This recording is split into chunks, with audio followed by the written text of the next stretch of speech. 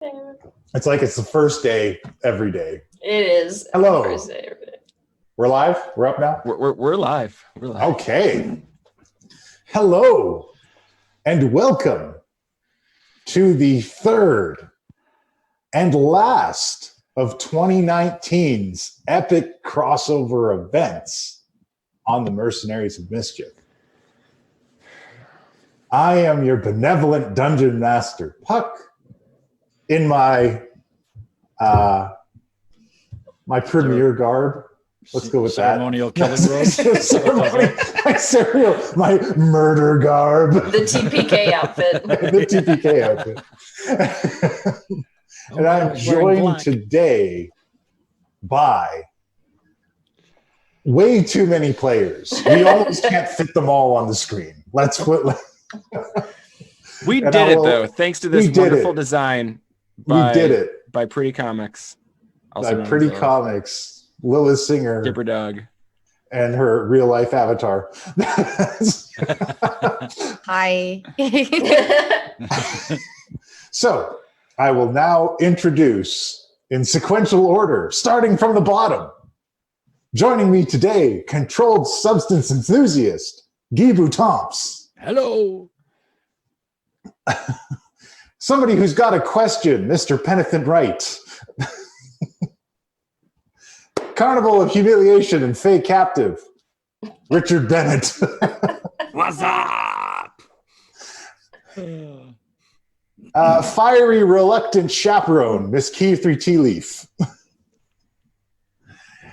Fiery Songstress, Infernal Songstress, Miss Lilith Singer. Former Eldritch Clown Car and champion of the Brightstone Fighting Pits, Mr. Redan. In his second episode appearance, he wants to tell you about his new startup, Darius McLaren, son of Darren McLaren, the Barbarian. Darren McLaren, the Baron, who used to be the Barbarian, who had trouble with swearing and settled in the town of Mia. Anyway. How do you follow that? By the way, there's a lovely poem someone wrote on the Discord. Check it out. It's not me. Yeah. It's really not me. It's wonderful. And I'm watching you. And last but not least, chosen cleric of Salune, Miss Jobetta fucking. Chosen for what? We don't fucking know. Yeah, we don't know. We'll find out eventually. Fuck my sister. I don't know. Chadwick, you're getting tangled in the cords. Chadwick, no. Oh, man. Oh, that's adorable. I don't care what else happens. We're keeping the mechanical Darius. pig. That pig ain't going nowhere. Good luck, bruh. When last we left our heroes, Team MoM was trapped. Wow! Oh! Wow! Wow! Look at that. Thank you. That's a way to start it off. Wow! Wow! Faded Ruin, thank you! That's incredible. Oh, What a kickoff. oh my god, heart! What an incredible kickoff that was. Thank you so much. Wow! Wow. All right.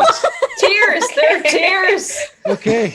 That In was the beautiful! Tears. Oh Listen, my god! as someone who does not have the stream open because I can't, what happened? We got We got a 10,000 bit cheer.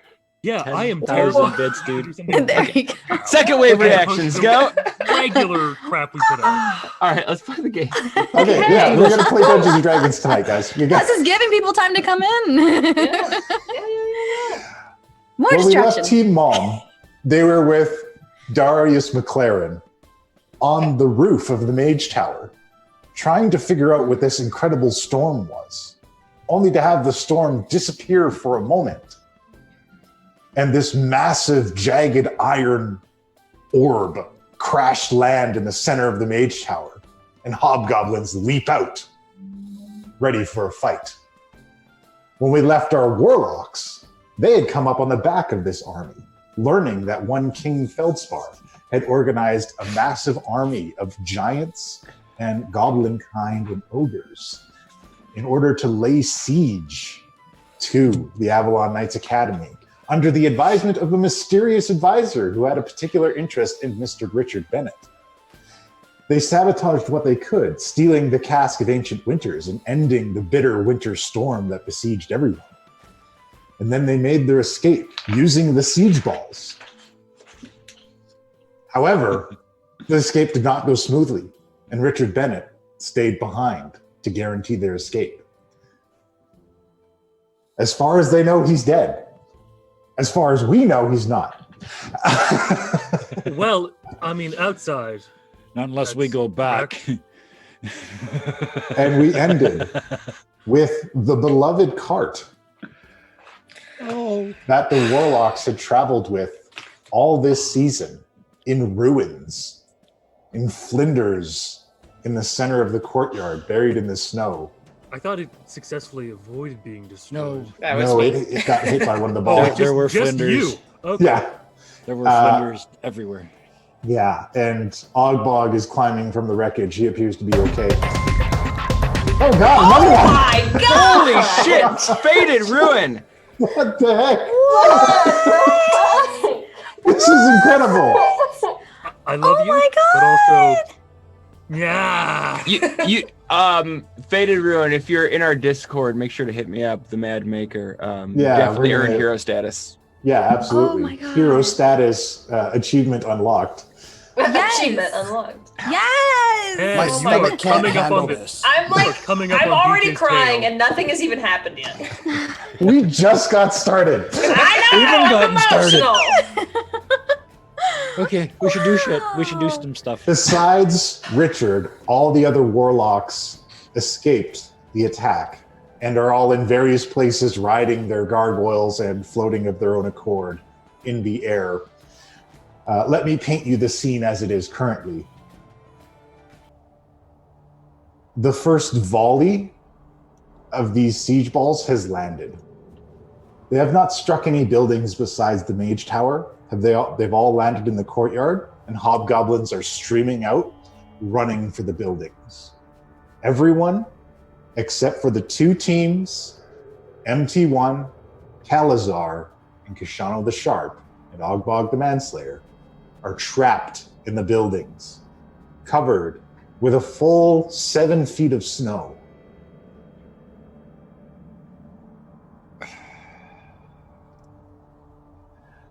And streaming towards the keep in the clear weather now, the first wave filled with goblin kind and ogres, and the second volley of siege balls is about to be launched. I open it up to the floor. You are now free to move about the cabin. We're on top of the Mage Tower, So yeah? we're on top of the Mage Tower with a hobgoblin jumping out Yeah. of this thing. Yes, you are. We already got shit in front of us that we gotta kill. Do we want to Awesome. roll Everyone initiative else just is so allowed we've to got move kind of an around. order to go in? I mean, Chadwick attack. We're gonna go into it right in a moment, but I'm gonna let you guys story up your battle prep for a moment. I mean, right now, I'm prep time is conscious. kill these motherfuckers and then talk. Yeah. I mean, Guy is floating below me, right? Did Key3 catch him? I can't remember. My gargoyle did. Yeah. He's got the cast. Gargoyle, right. Okay. No, the Okay. cast is in the In the bag. bag. Oh, shoot. Okay. I All have right. everything. The snow So- cannon. How many hobgoblins are in front of us? There are 6 piling out of this thing. How large? is So this wait, ball? 6 are coming out of one? Yeah. Oh. Yeah. All right, so Well, 6 in each ball. 3 of us If they're full-size people hobgoblins. fit in one, so yeah. Yeah. Okay. So they're piling out of this thing and they're ready for a fight. For those of you on top of the Mage Tower, MT1 sees these intruders, and after he's had a chance to right himself from the impact, he stands up and looks at all the hobgoblins streaming out and pulling their long swords. I'm sorry, you are not authorized for entry. And then this force bubble erupts from the center of it and pushes everybody off and Well, launches them damn. out into the snow. including us? No, you guys Or are just the authorized for entry. Okay, good. Oh, good. Uh, It's Darius's first day, and he's like, Just "What the don't fuck?" lose that swipe card. What the fuck is going on here? We got the gold access card. And then he turns to the rest of you and he says, I believe we must prepare for battle. You think? And now Battle? it's time. What? I thought this was a school. I warned you in the episode Darius, before this to is- get ready for battle, We mister. are a school, but there's obviously an army at our door right now. And can I see the warlocks? Do I know where the warlocks are? You can see them floating above you. Hello. But No, they're like here. no. They're No. here. Oh, excuse me, automaton man. Is there a way out of this place? Yes. There are whatever entrances I can create for you. Like to a different geographic location, preferably. I'm afraid not. I've placed the tower under lockdown. Sorry. Pin, can you help me? Come here. And well, I'm actually, which I will, but I am actually looking for key 3, and I'm navigating toward her. All there?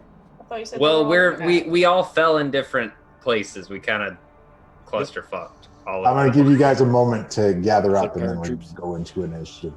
Oh, I know exactly what I'm doing as soon as we start. So. I'm flying down to key 3, and I'm like, can I please get the cask? Or can you bring it to the top of the tower? We need to set up something. I just like pull it out of the bag and thrust it towards him, and then I'm also going to pull out a vial and thank you, Kashado, and start rubbing my sword with the oil of sharpness. Oh, excellent. So I'm ready.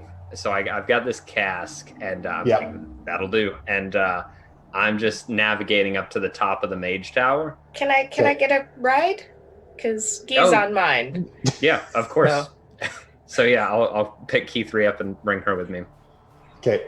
And so we use the gargoyle and head up to the top of the mage tower and just jump down, down and just sit that in the center and uncork it.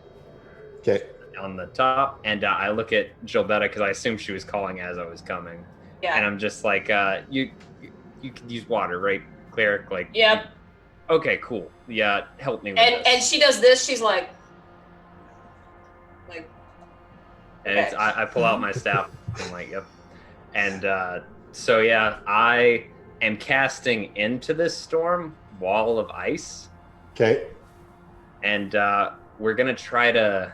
I assume that there's just we know, and it's You just just got because it's this Like next you've been wave of sending siege yourself balls. messages all week or something. What? Yeah. What? And so it's this next wave of siege balls that I'm most concerned with after seeing what happened when the first one dropped. So yeah, I'm essentially trying to amp up this so that it essentially makes a huge, like encases the dome of the storm around the keep. Okay. Yep. With And I am controlling water flow and freezing water in like any areas that he can't get with it. Okay. I am creating water and like Just freezing feeding it into into it. his. Yeah. Yes. Okay. All right. So you guys fire this up. You open the cask again. You create this frosty dome, this light blue dome that starts to form over it. And now we're going to go into initiative. So I need everybody to roll for me. Do it. here we go. We're going to do things a little bit different today. Ooh. I'm just assuming I'm exempt from initiative. Yeah, Darius! you're still in it, but I'm going to let you know when that happens for you. Cool. Makes Darius. perfect sense. You're gonna have to pull him out from underneath the table he's hiding under before he does anything. What? Wow. The guy that's not even there. Jeez. Man, All right, Richard's well, ready for he's going to more. be on top of it when it's ready to go.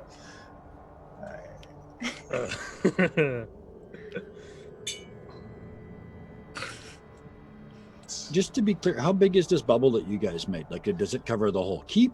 It or- encompasses the whole keep. Yeah, Oh, okay. it's fucking huge. It's a big So I'm- bubble. Double trapped in? Fantastic. You're double trapped. Oh God. Poor Dan. All right. You got this. It's gonna be okay. All right. Yeah. So, first up is Richard. You're captured. Second up is Keyfree. Keyfree. You see this icy dome go up over the place. In the courtyard, there are streams of hobgoblins climbing out of these iron balls and heading towards the buildings. You can tell they're looking for targets. Some of them are carrying torches. Great. Awesome. And on top of the dome, you can see the impact dents on the other side as flecks of ice come down. And there's just this constant thumping of boom, boom, boom, boom. I'm gonna look around and go, dragons. Is it time for dragons? And reach in the bag and pull out the horn and like be ready. And then I guess because I don't have much range stuff, I'm gonna cast Chill Touch at one of those hobgoblins. Okay. So why am I on top of a tower? And it probably doesn't hit. Not so great off the start, but you're just firing off chill touches, trying to distract some of these guys that are heading towards the buildings, trying to do some damage to this place. Next up, we go with. I had a plan, and my plan's falling apart. Okay. Next up is Pen. First contact with the enemy. Well, I guess after getting this set up, oh man, I guess we got to deal with this on the inside, and then we can deal with that. So I'm just gonna. How tall is the Mage Tower? I guess I've never asked that question. The Mage Tower itself on the outside is only about, we're gonna say, 20 feet tall. Oh wow! All right, well then, yeah, I'm just gonna be firing off some Eldritch Blasts to get that going. So that's okay. All right, for that one, you fire off a volley of Eldritch Blasts, and you knock out a contingent as they're climbing out of one of the balls and heading towards the workshop, knocking them on their feet in the snow, knocking them off their feet in the snow. Next up, we've got. We go to Gilbetta. Ah, very nice. So, how many are inside the dome? There are about 30. Okay. So I was gonna try to find a cluster of them. Okay. They're staying fairly close together, almost like they're moving in units. Good. This is great. So I'm gonna, if I can find that guiding bolt into that cluster.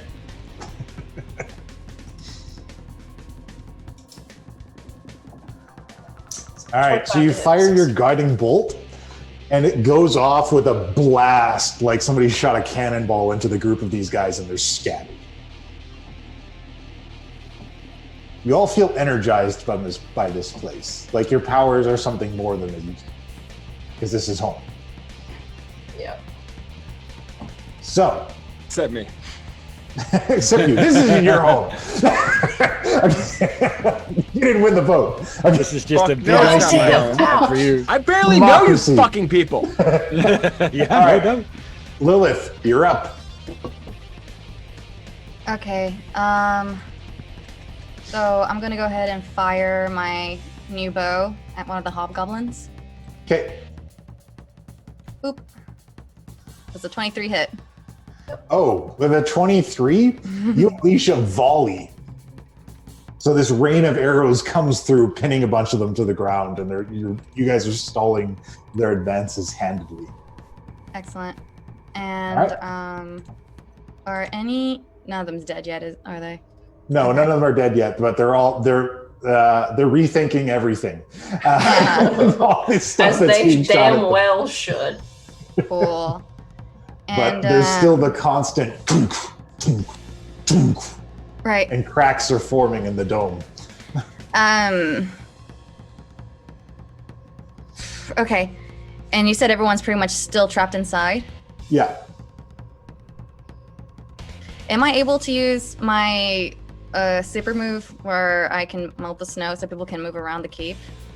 Can I do that? You certainly could. You're on top of the tower right now, and with your fancy boots, it wouldn't take much for you to leap down and start lighting shit on fire.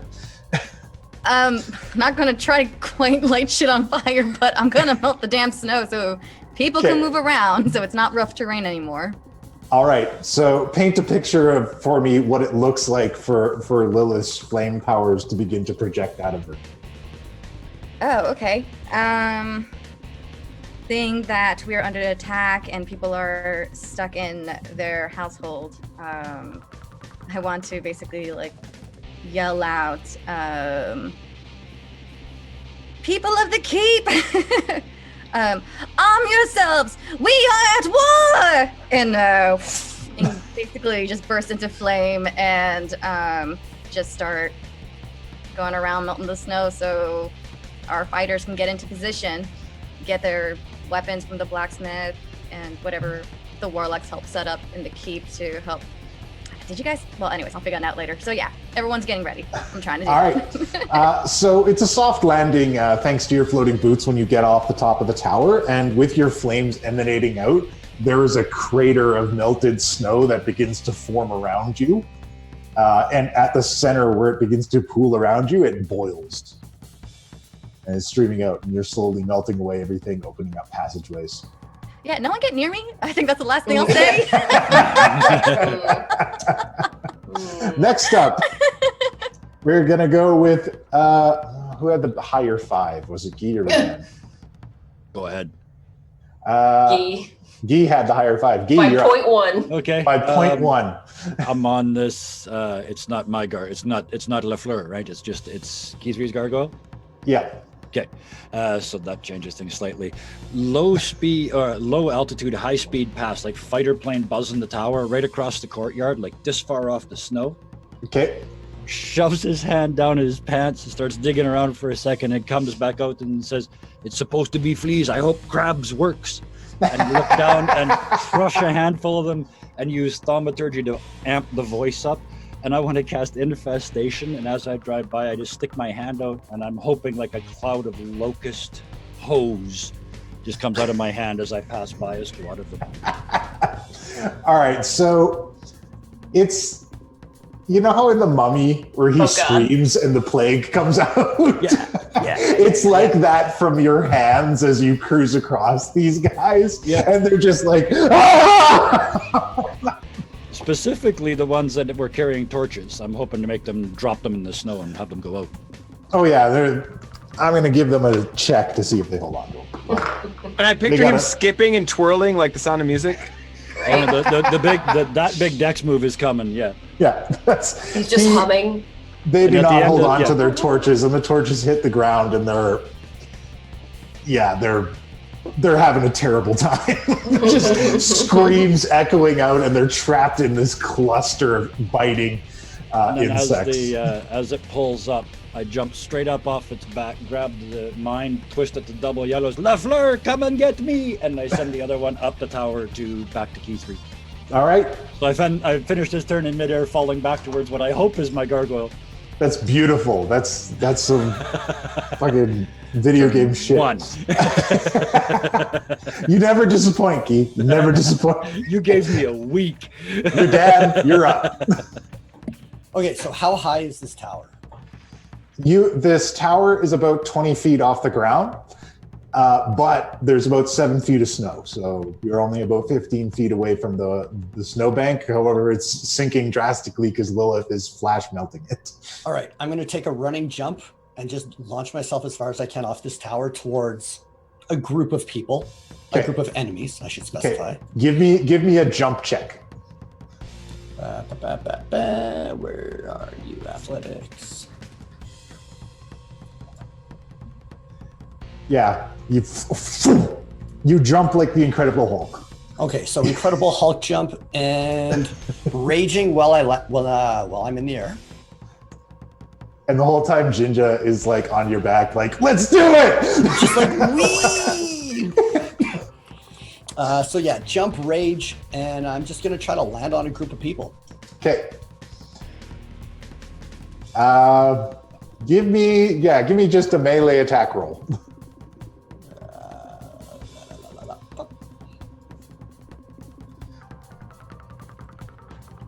All right, so you managed to target one of the siege balls that's still emptying out. So like 2 guys get out of it, and then it's just like crunch as you land down onto it while you're raging. And there's like a hand sticking out that goes limp. I'm happy with that. And the other 2 guys are looking at you and swords are drawn. And Jim just like, is it time to kill in your name, Radan? It's time to kill in your name, best friend. And then there's a high five that happens. Yeah, there has to be. Followed by Darius. See what I signed up for? I'm not even signed up yet. What the fuck is going on here? He's gonna pull out his repeating magical crossbow and make sure he's gonna hunker down. Really, just like, behind like a rampart. But he is going to, look for the nearest by the thing that might be a threat, the closest hobgoblin, and he is going to launch one of these magical crossbow bolts into him. Okay. But let's meet. There we go. That'll do it for these guys. Okay. Oh, it's not rolling damage for me. God damn it. You gotta there's tinkering and 1d8 plus 4. 8 piercing damage. If you just click on it again after, it rolls damage. Oh, fantastic. All right. Yeah, there you go. And I'm going to add an arcane jolt onto that as well, because that is a magical attack. So that's an extra 2d4 force damage. All right. And So I get a second attack. Oh, sure. Throw it up. And if this guy's still up, I'll throw it at the same guy. If not, I'll throw it at the one next to it. Well, he's on the ground, but there's a bunch of guys around him. It hit like a Hawkeye arrow. It's just like when a bunch of guys around him fall down and he falls down. But they're still going. Well, then I will aim for the next closest threat and repeat the same actions. Oh, see, it didn't do that for me. Oh, well, heck. Oh, wait. There we go. There we go. Yeah, you got better than I got. All right, so you fire that and another group of guys falls down.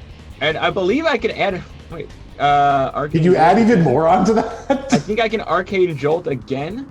I'm trying to remember how many times I'm able to do this. Artificers. Oh, yeah, I have a number of slots. So, yeah, I'm adding it on again because I'm not fucking around. I'm trying to get the fuck out of here. Jobetta's seeing this and she's like, well, we can't let him leave now. Well, he's and Chadwick is just like... He's too useful. Just taking a defensive stance in front of me. All right. Hobgoblins are like flying in the air. Wilhelm screams are flying off and they're doing somersaults and falling in the snow as blasts of magic and fire are going off in all directions. And they're trying to make their way to different buildings and trying to do some damage to this place. Ogbog, in between turns, he's gotten out of the cart and he's running for the main keep because he knows that's where everybody is. And he just dives straight through a window and he's inside. What you also see happen is you hear the sound of breaking glass and a green streak shoots across the sky from the crab shack towards the battlefield. We deal with outside, old man. We got this inside covered. I'm worried. That's the appropriate reaction. I don't know that I've ever heard you say that. With Lilith melting a path through, Lilith, which building are you going for in the keep? I want to know where your path is. Yeah, I can't hear you. Muted. Which building are you going to try and melt out first? A little map. Move, Lilith, you're in the way with your that sheet. Okay, hold on. Okay, and I'm at the mage tower. Yeah. Okay, and now Puck's image is in my face. Like, move. Where is the crab? Oh, there's a crab shack. Okay. Okay. Yeah. Okay. I'll go ahead and get to the crab shack. Get whoever can help out of there. Like you said, Calazar and Cookie, and I guess Spoonie's there too. Yeah, like Calazar's in there. No, Calazar's with you guys, but Spoonie right. is in there. Yeah. The main kind of founders are in there. Yeah, I'm basically trying to get the main founders, and I guess after that will also be wherever Melissa is too. Okay. So, She was in the crab shack as well. She was helping Cookie out with the night. great. What about the Pirate Queen? She's there as well because she's with. Yeah. Okay. So Yeah, my so strategy. there's a lot of heavy hitters in the crab shack. Yeah. So crab shack's definitely first then, and then after that probably blacksmith shop if anyone else wants to arm themselves. Okay.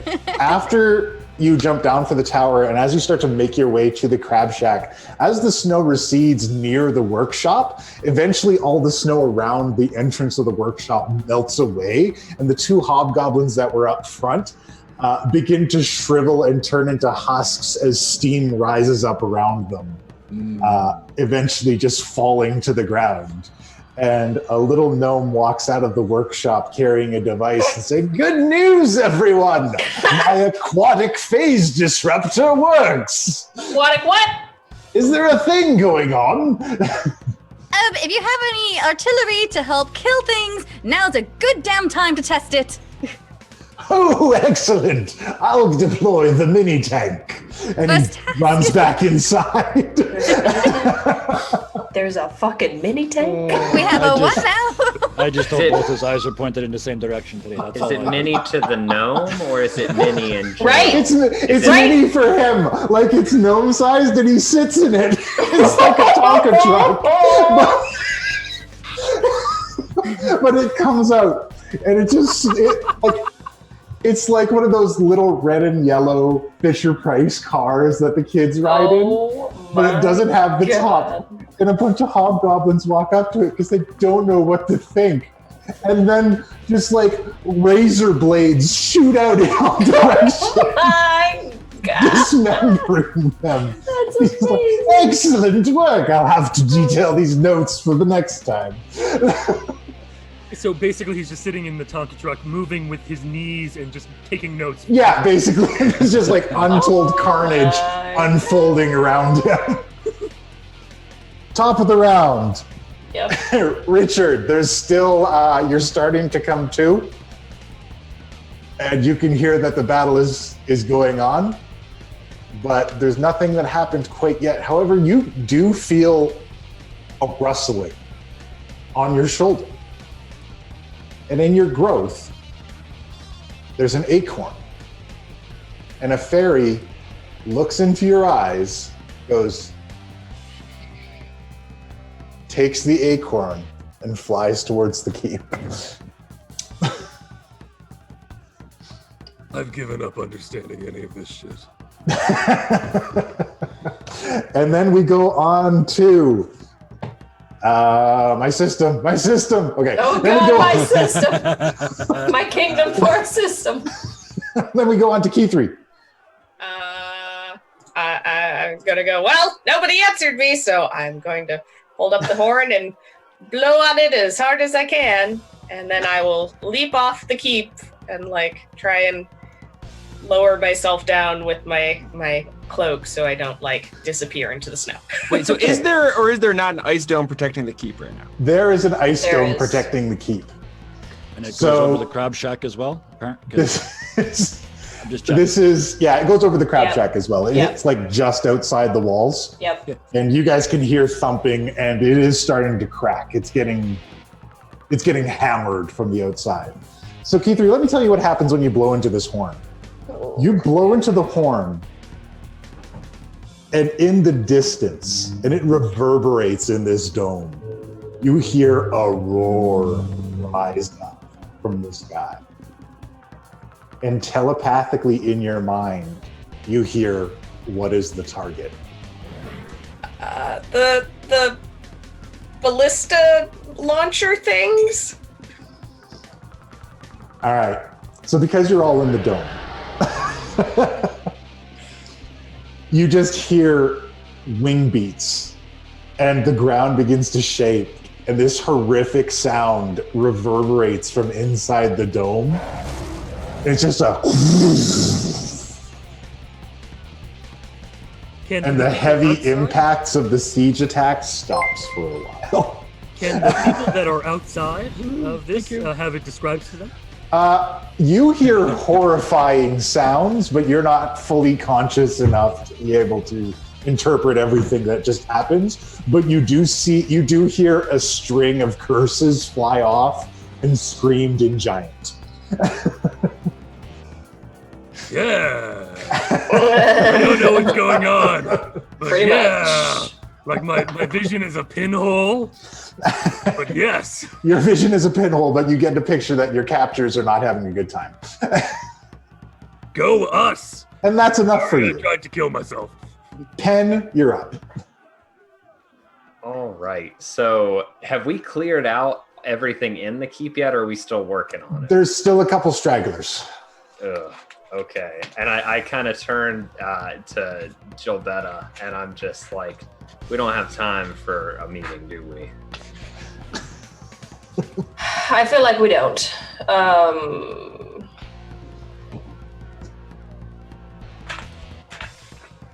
It's when this lid blows, I'm casting Thunderwave upward on it, blowing them out. Okay. How about we get a jump on that? You want to ride? And I kind of stick my arm out like to pull her onto the gargoyle. She'll take his hand, jump right up. That's beautiful. And I'm flying to the top front quarter of like the keep where the dome is. Okay. And if I have an action, I'm casting Armor of Agathis on myself on the way. So I've got ice armor. Okay. And that's me for this turn. That's you putting Gilbetta into position. All right. Yep. Gilbetta, Yup. what do you got for me?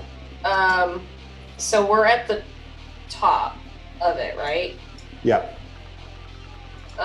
So Gilbetta is going to angle it to where when it blasts out, it will blast towards wherever the army is outside of it. Okay. And cast Thunderwave in that direction. Okay. And Give me that shatter it. Thunder Wave. Oh, that's right. It's a Yeah. Constitution. Yeah, it's just kind of a thing. Yeah, the dome doesn't have the constitution to withstand your. Yeah. So you get up to the edge of it, and you summon the magics given to you by Slune. Mm-hmm.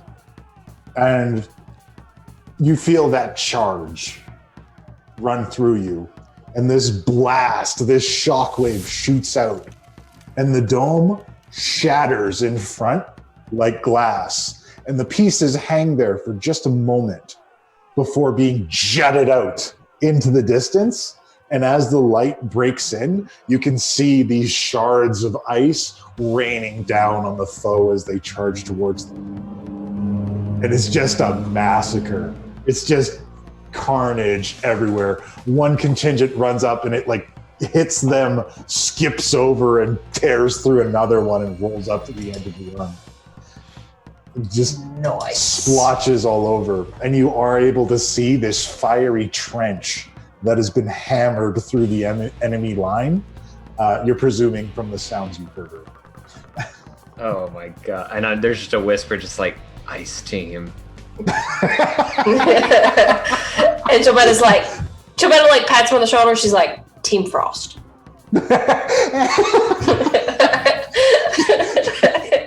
She can't let you have it.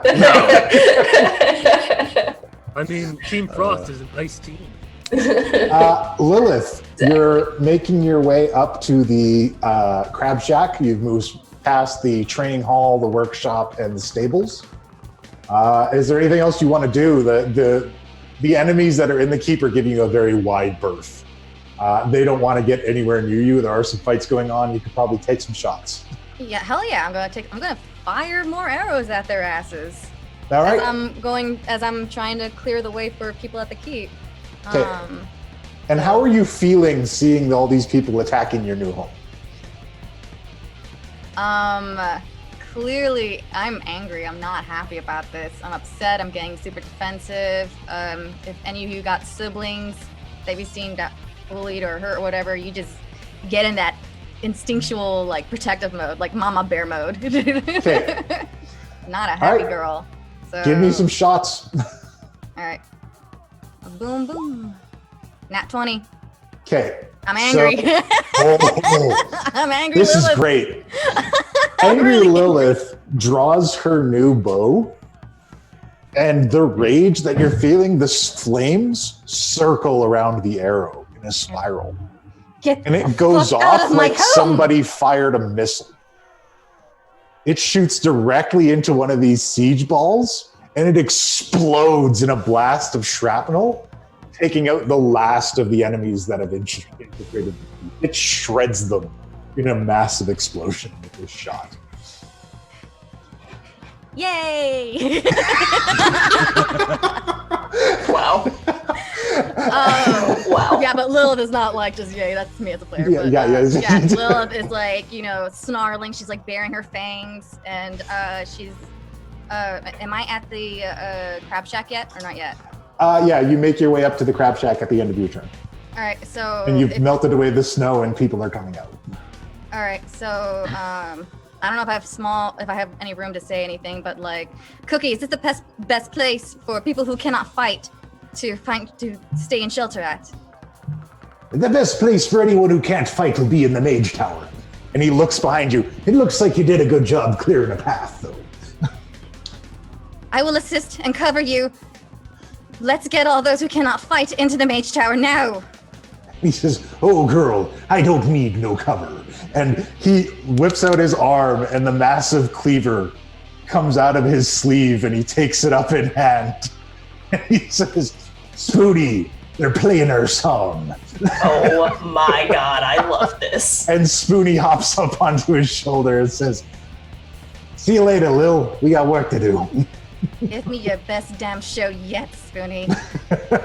And they charge off into battle. Do I see, if I see the Pirate Queen, Cherry, and Melissa, I give them that nod of like, let's do Cherry this, walks girls. out, followed by her crew. Sweet. And it's just very slowly, and she slowly draws both of her rapiers and carries them in hand. And then as she gets to the center, she begins directing her crew towards targets. With the front of the dome now shattered, enemies have begun streaming. Thaumaturgy. Ogbog, get your man ready! and I rejoin my team. A stream of bats flies out the front door towards the Mage Tower. Yeah, I'm Tommy. waiting for that. Unleash the vampire Tommy! lord. Yeah, so I guess my next move is to clear a way for the blacksmith. Yeah, it's coming. Yeah, so that's I'm defensive movement. I'll at the stop moment. you right there for now. Yeah, that's way too much going on. And Go then ahead. we go to Redan. Okay. How high are the walls? The walls of this dome? To the keep. Oh, to the keep? The walls of the keep are about 10 feet tall, 10 feet high. Okay, I would like to climb on top of the wall. Okay. And then do another jump towards wherever the shit these balls are being launched from. Well, that has been taken out by the Dragon Strike. There hasn't been a new volley coming for a while, but there is a stream of footed troops coming in through the gates. Then never mind. I would like to run towards the gate, tuck into a little ball, hold Ginger end really close, and just start barrel rolling. You're gonna tumble? Yep. Give me an athletics check. No, give me an acrobatics check. I love this.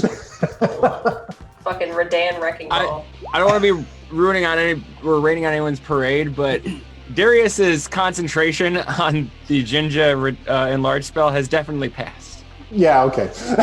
I had assumed Ginger had gone back to normal size after Darius was almost killed in the last session.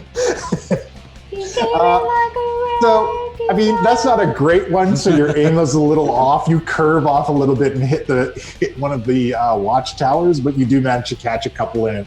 And it's just like boom, boom, boom, boom. And Ginger's launching so them tiny, into he's the going air. in like big circles after spinning. Ginger's like running inside the block. Yeah, like a hamster in a wheel. Ah! And like hobgoblins and like ogres are flying off in every direction because Raged Redan is quite large. And then we go to Darius. All right. Analysis of the situation. It appears from the map that the storehouse is approximately 10 feet from the mage tower. Is that accurate? Yes. Is the scale different? More or less. Great. Is the storehouse shorter than the mage tower, I imagine? Yes, it is. By how much? The storehouse would be about 10 feet high, so it's about 10 feet shorter. Perfect. All right. Chadwick, exit protocol number 642. Chadwick goes over to the ledge of the mage tower, and Okay. I will climb on top and kind of like curl up, hooking my arms under the his tusks, his warthog tusks, and he will, with a winded up jump, try to launch us over to the storehouse. And if we succeed, do I need? All right. Yeah, I guess give me Chadwick's strength athletics roll for the jump. Alrighty, where are my? I'm not used to looking at an NPC's character sheet. There you go. All right. Oh, geez. So it's a comical. He leaps and his little boar feet, and then into It's the like snow. those cat fails. Yeah, just like Skippy. Yep, we got it. into the snow, and then it's Gee's turn because I skipped the. And I No apologize. problem. There you go. I Thank you, land on. I like land there's a on lot going Lafleur. That puts us about here. So I land on Lafleur, jump to my feet. Necrotic shroud, so the wings come out, everything gets cadaverous. I would like to enhance that with my Mask of Many Faces, Okay. so that as I float up above the wall of the keep and see the army spread out before me, pieces of flesh start to fall off and flake away, and I now look like an undead fallen angel, No. just rising up over the wall. And I look out, and just with thaumaturgy, I will have all your souls. And I would like to cast my invocation, Thief of Five Fates, as loud as I possibly can. It casts Bane on however many you think it does. Okay. Yeah. So I'm gonna say everybody And I love- streaming into the keep is now scared shitless and totally bane. And they're like, "This place is crazy." Yeah, right? And there's still this little dome and this little fucking Fisher Price tank cruising along. And there's just a stream of red behind it. Oh my god. So at the end of that, the snow that has melted around the storehouse, there's still a little bit, or around the stables, there's still a little bit covering the door. And there's a thump, thump, thump, and the doors break open. And Bowling Ball trundles out, flanked by Mother. What do we name the Allosaurus? Snappy. Snappy. Flanked by Snappy and Albert. And then flying out is a wind song. He gets out into the sky. He's like, "Oh, we having a fight?" Don't make fun of Joe about his fucking dinosaurs, but And Albert just runs up to the first hobgoblin he sees, and it's just a leap and just like a stream of bites, and just screams as he's coming into him. Snappy, like one bite, an entire one comes up, and it's like Jurassic Park. It's just like shaking around and parts and flying off. Yeah, it's fun when food runs. Bowling Ball digs his front feet into the ground a few times and then charges everybody running through the gate. And he's not super fast, but it's the fastest you've ever seen Bowling Ball. Just like poof, poof, poof, getting trampled under, getting gored by these horns of his Triceratops. And Windsong screams out, "MT, do you still have my old duds?" Deploying now. And some silvery armor flies out of the mage tower. and straps on to Windsong, and he looks so majestic. And it actually gives him a unicorn horn, the faceplate. Where's Why not be a Becky when you unicorn, need her? Oh, no. And he flies up to the front line and begins projecting lightning bolts from the horn into the crowd. Keep it.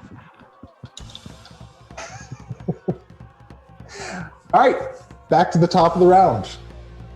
Richard. Actually, we'll go with T3 and then Richard, because I believe that was the order. No. Oh, it was? It was the other one? Yeah. I put No, it different. I rolled a nat 20 for that. Oh, right. So, Richard, you feel a familiar scaly touch to your bound hands behind your back. Which scales are which scales do they feel like? Because there are 2 scaly things I've made friends with. Is This there is possibly a your- little fabric mixed in with the scales? As if they're This wearing is your- bandages on their little hands? This is your baby. Oh, okay, different one. Hey, This is your baby Talum. And Talum begins gnawing at your bonds. Hey, buddy.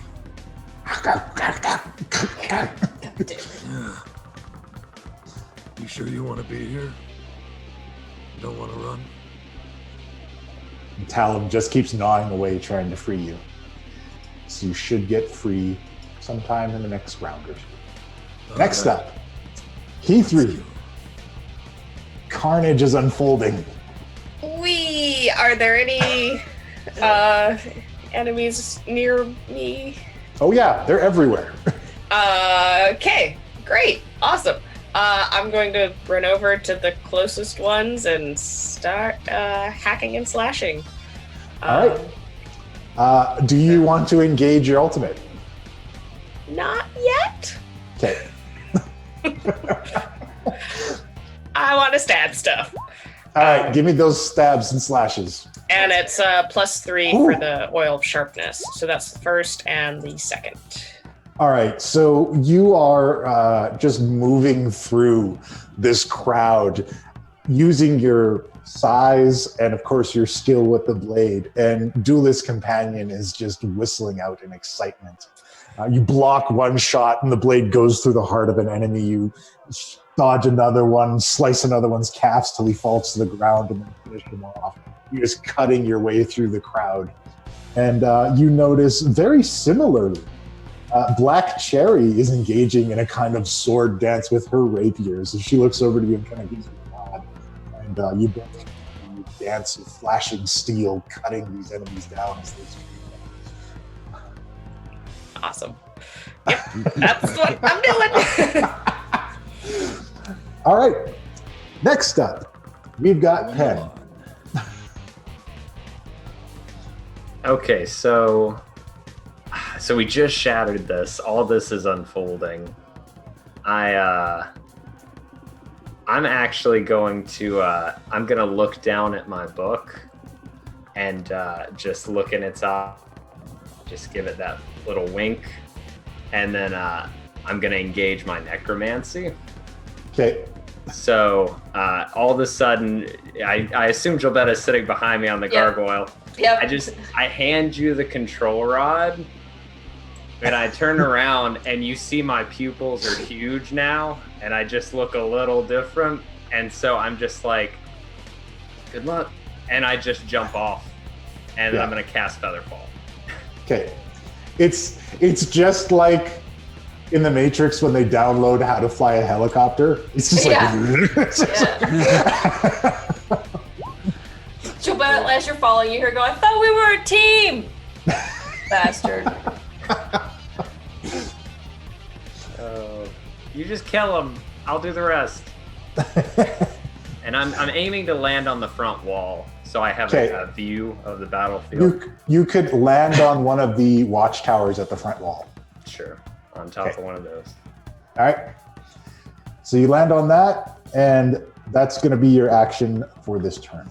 And then you can engage Necromancy on the next round. Gilbetta. Yep. So There's dinosaurs tearing through the crowd. Yeah. Bowling balls like ramming a bunch of groups until like an ogre's caught his horns and is trying to stop him. Jobetta is going to cast Speak with Animals. Okay. That's her like action, and then thaumaturgy. She's first going to call out to every animal in the forest, in the sea, everything. She's gonna bird, bear, everything. She's gonna call out to every animal and call them for aid. And then the next thing she's gonna do, still doing thaumaturgy the whole time. She's gonna say, Pin, ready your ice staff, and she's gonna say, I'm gonna create a pathway of water, freeze it. We'll hold them in place. And then she's gonna say, Knights of Avalon! They will not take our home this day! And then she's gonna like swoosh the gargoyle, like she's gonna start flying this gargoyle down towards the enemy. And I imagine that's all I have time to do, and I'll have to wait. All right. That's beautiful. And as you call out to that, the first thing you hear is a chorus of birds. Yep. And then we're going to go off to the other side with Lilith again. So Lilith, you set everybody free from the crab shack. The workshop and the stables are now liberated. And Melissa emerges from the crab shack, her spear in hand. She says, "Time to fight, Infernal Sister?" Always, Infernal Sister. And let's see. Is there, since there's no more hobgoblins? Well, there's more now because they're streaming in through the gates with like ogres and trolls and stuff. Oh, fantastic. All right. So this time I'll go ahead and put my bow away, get out my sword, and while I'm still steaming with heat, I want to get into the center of the crowd or just whatever's grouped and lunge in there, get my hand on their face and like stab. Okay. So here's how I'm going to play this out. Okay. Do you want to go ahead and see if I missed or not? well, I'm going to give you a roll to make. Melissa flies out ahead of you, and she says, "Charge to me." And she puts a hand out to you. She can't touch me, though. Oh, she can. She's resistant. Yes. Okay, let's do this. She's from the same lot that you are. So your infernal flames don't burn her. You've got almost the same serial numbers. Yeah. So she reaches out to you, and you feel a rush, like you could use your wings if you still had them. But you feel that same flex in your shoulders, and it pushes you forward towards her, like a shot. And she reaches out her hand, and she grabs your hand, uses the force of your forward momentum, and does a spin with you. And then gives you a little wink as she lets go, shooting you like a dart through the center of them as this flaming girl with her sword out. I want you to make an athletics check to execute this maneuver perfectly. Not acrobatics? Okay, you can do that. Let's go with acrobatics. Oh, thank God. All right. MoM, I should just go there like, oh, thank Puck. All right. Sounded borderline rude. All right, well, she assisted you on it, so that's okay. You didn't need a whole lot to pull it off. You need low numbers to really fail today. So she launches you off like a shot through the crowd, and you're just tearing through them. You manage to land on your feet and sword out, and you're ready to start fighting again. Okay. All right. Next up, Guy. Well, I will not skip this time. Okay. So yeah, I've just floated up over the gates, and all these ones are running away. I look to the sides. Is there a group of unaffected somewhere, like somebody that's currently not? Yeah, like this is the first wave, and they've been forced to a bottleneck at the gates from where the dome is broken. Parts of the dome are still hanging around you. Yeah, and there's a bunch trying to get away from me out that little space. Yeah, like the first wave is turned back, and they're like, "Fuck this shit." So if I look up over them, can I see giants yet? No, Are the they getting giants close? haven't come yet. Just the fodder. Okay. I look out over the crowd, and again, thaumaturgy to crank it up. And let's see what happens. I cast Suggestion and howl out over the crowd. Dance like this until I tell you to stop. And then I do the Thriller dance. The big thing with that dance is your feet never move. Yeah, it's just So they have to just do that for 8 hours or until I tell them to stop. all right. That's my first So actual spell of the night. this whole section of them just burst out into Thriller dance. Yep. And Plugging that hole with more confused, angry, freaked out people. Yep. I picture it as Guy still wearing the necrotic shroud, lands in still front of full, them, like, and does the undead- dance too. Undead angel. Yeah, I can't do any more. We'll have to pay copyright.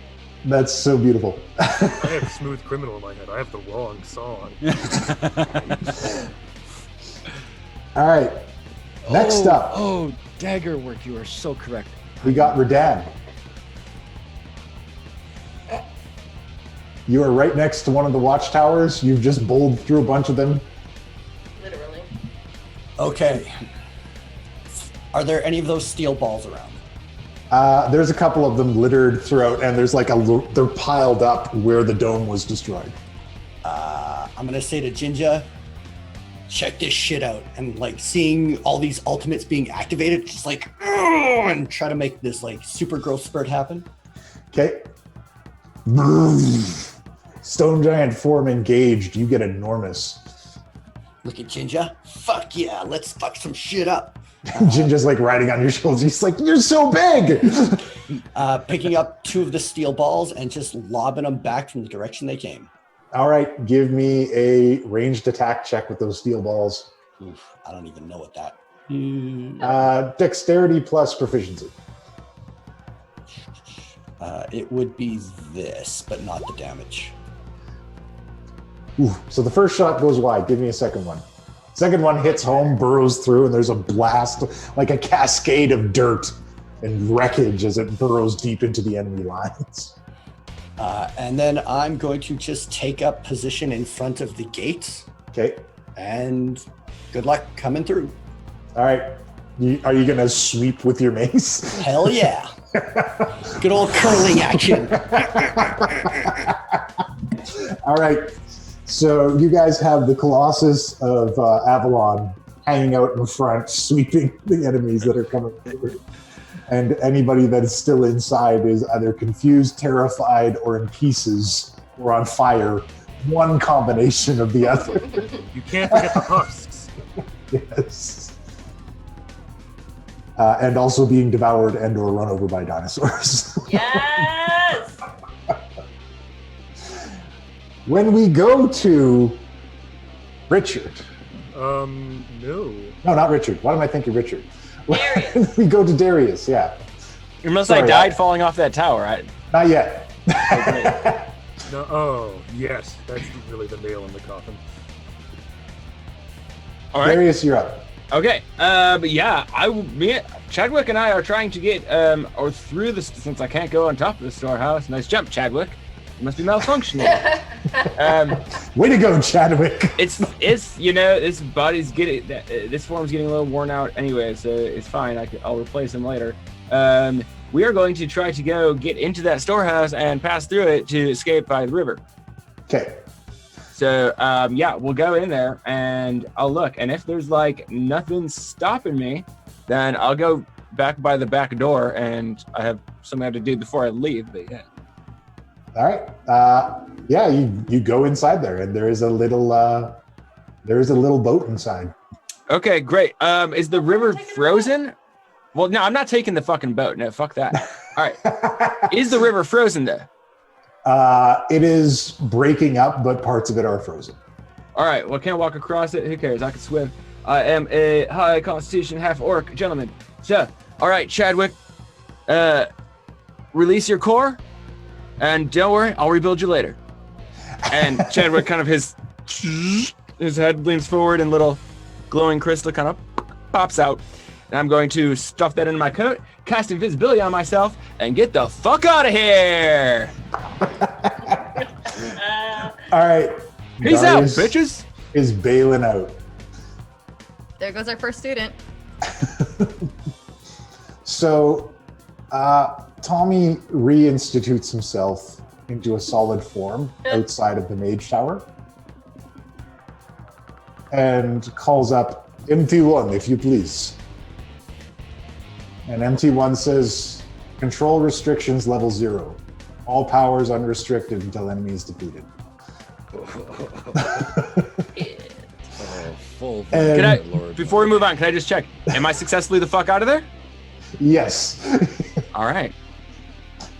You are successfully the fuck out of there as Tommy takes on full vampire lord powers and extends in shadowy tendrils across the land, causing entire dudes to disappear, just vanishing into shadows. Some teeth just wrap around them and they're destroyed.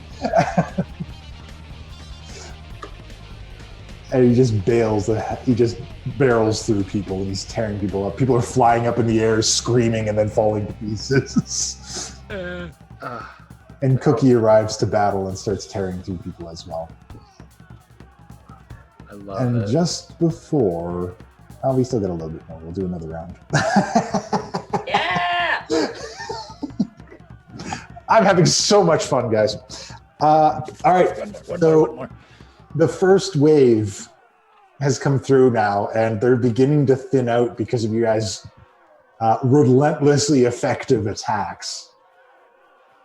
The ground shakes, and another wave of ogres and trolls and hill giants begin to swarm towards the keep. And we start out now with Richard.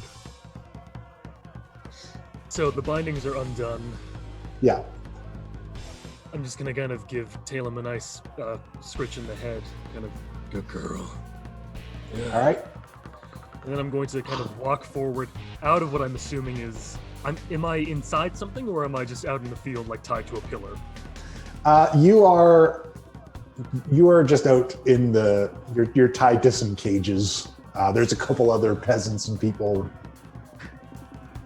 trapped in cages there with you. Damn it. I'm not going to get to do anything useful. I'm going to pretty much look over at the cages. I'll close my eyes, sigh very heavily. Just grow out my limb to such an extent that I can just swipe off the cage locks or doors Okay. to try to not destroy them. All While right. letting people live. I should add that big emphasis on the living. All right. So you start opening up cages and you're letting people loose, and the people are thanking you. In fact, they're so happy to be free. And tons of people are thanking you. A couple are asking your name. To the people who are asking my name, it doesn't matter. Get out of here. All right. And they're all rushing off to get free. Key 3.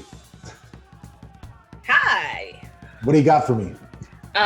So are there now like trolls and stuff in the keep? Yeah, there is a group of those weird winged trolls storming onto the keep, along with ogres and hill giants. Cool. I want to try and like slide under one of the hill giants' legs to like get into a cluster of them. Okay. And then I'm gonna cast Arms of Hadar. And nice little can. So yeah, I slide in and go, surprise! As these arms lash out at all of them. So he's like, and then these flaming arms wrap around him, grasp him, and drag him to the ground, screaming.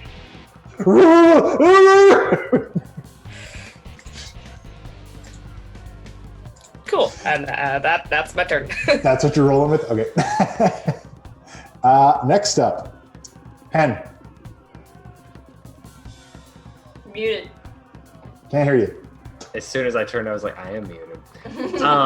So I just jumped down and floated down as extra as possible. There's like little frost and necrotic, floating off in every direction. Little spin before I hit the watchtower.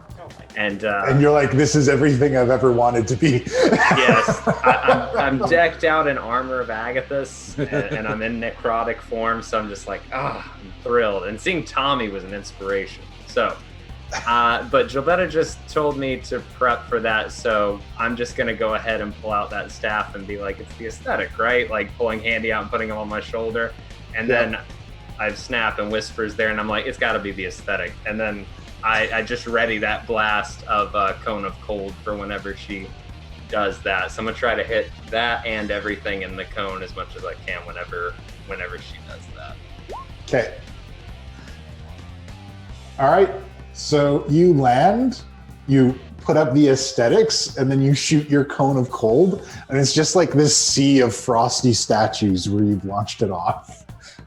Everything just stops, and there's a bunch of goons like frozen in place in mid-run, in mid-scream of terror. Very cool. And you've made the Penithin Rite commemorative ice garden in a cone in front of you.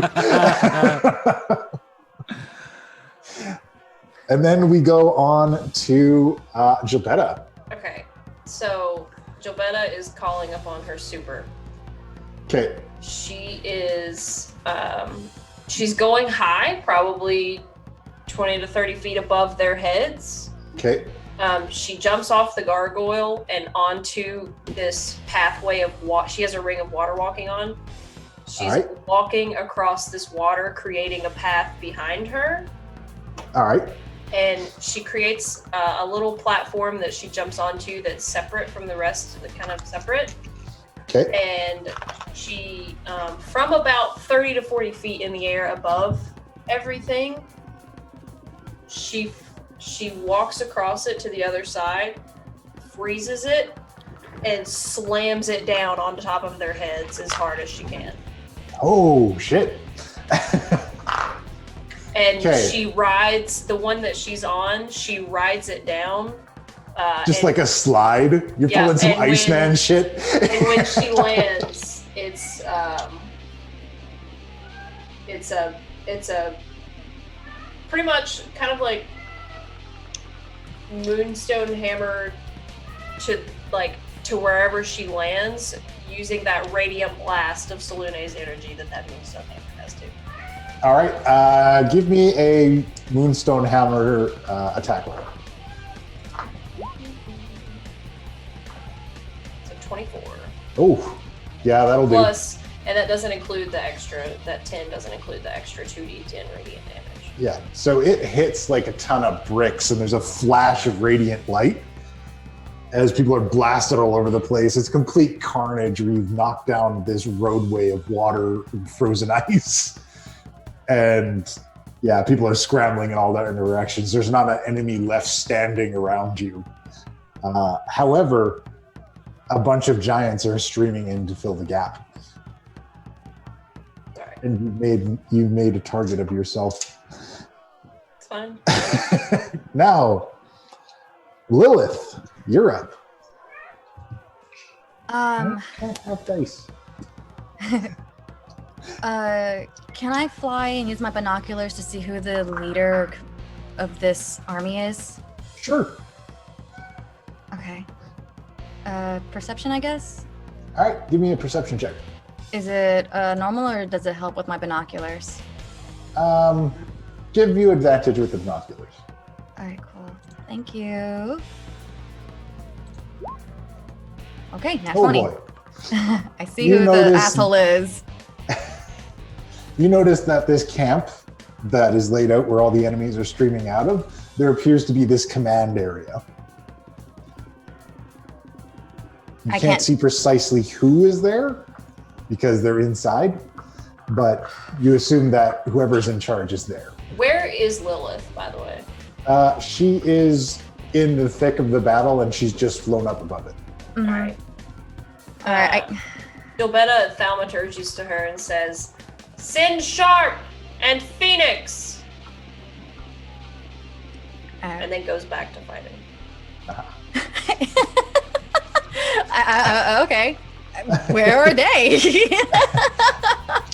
A quick scan of the battlefield, you notice Marcus Phoenix runs out of one shadow, slashes 3 or 4 guys down, and then disappears into another shadow.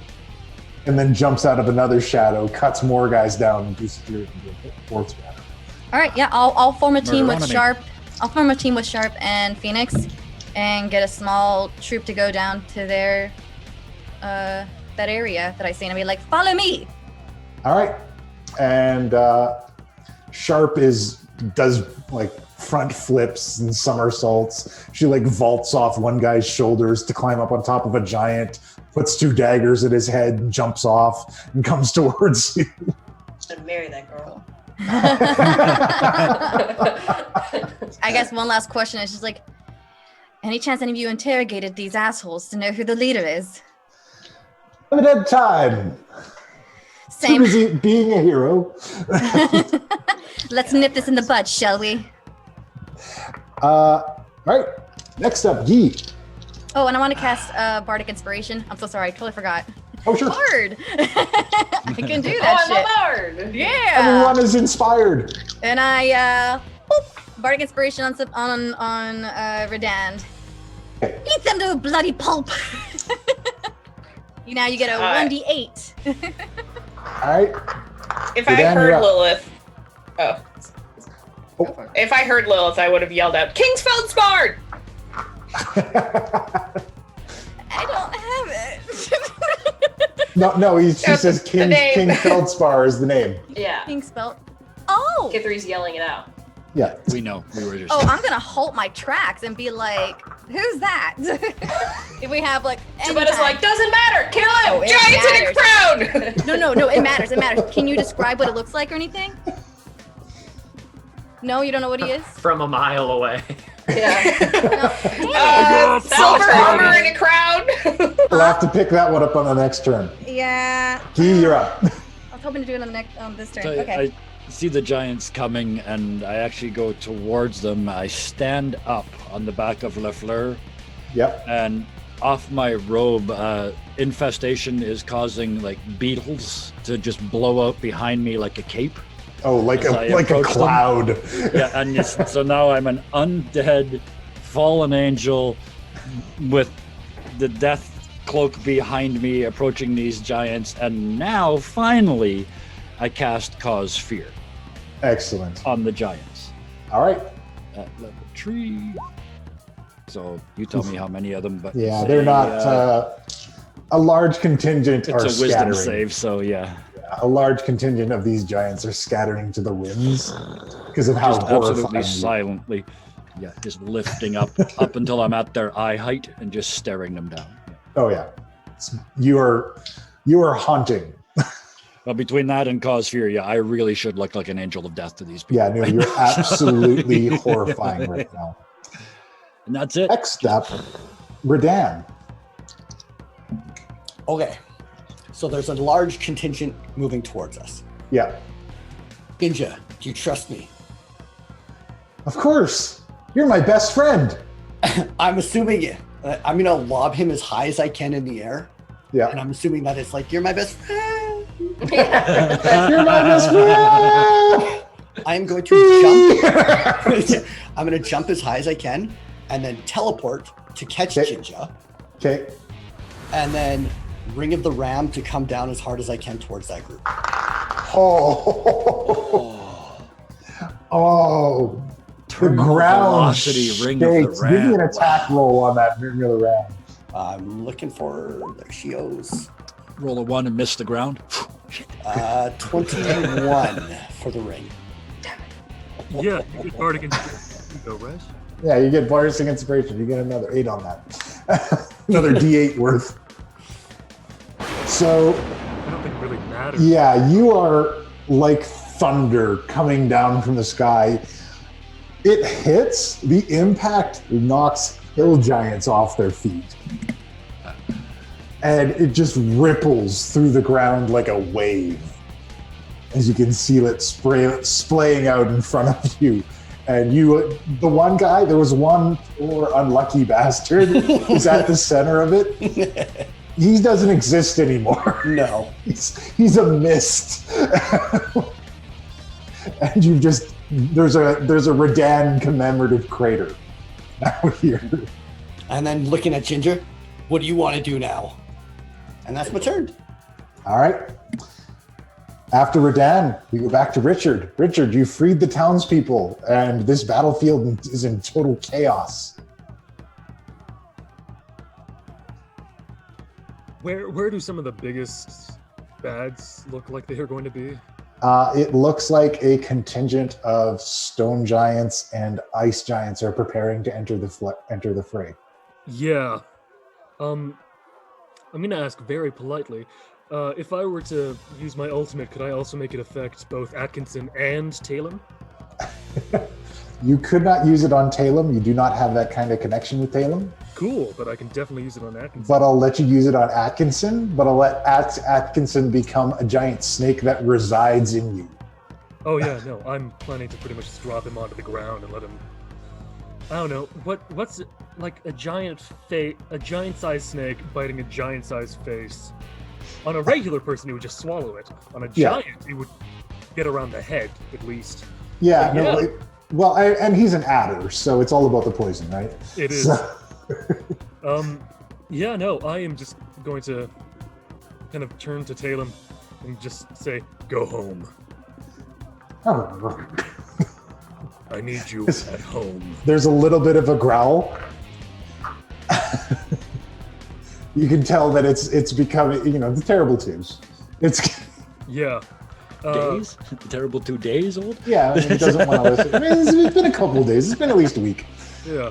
Dragons grow weird. Yeah. Like Fey presence just drops off of me. All right. And So it's just kind of, go home now. you're growing, and you're turning into your full tree form, and you're finding that you're actually having trouble doing it. Like your energy has been drained. Yeah. At that time, in the middle of this battlefield, and actually we're going to come back to that in just a moment. Cool. First, everyone else, you're all getting surrounded. Because chaos, you're in the thick of it, you're fighting, so swings are coming your way. And I'm going to start with key 3, I'm going to start with Guy, and I'm going to work my way across and then back up. Guy, oof, nobody can hit you, except for one. Yeah, my AC is only 11, so.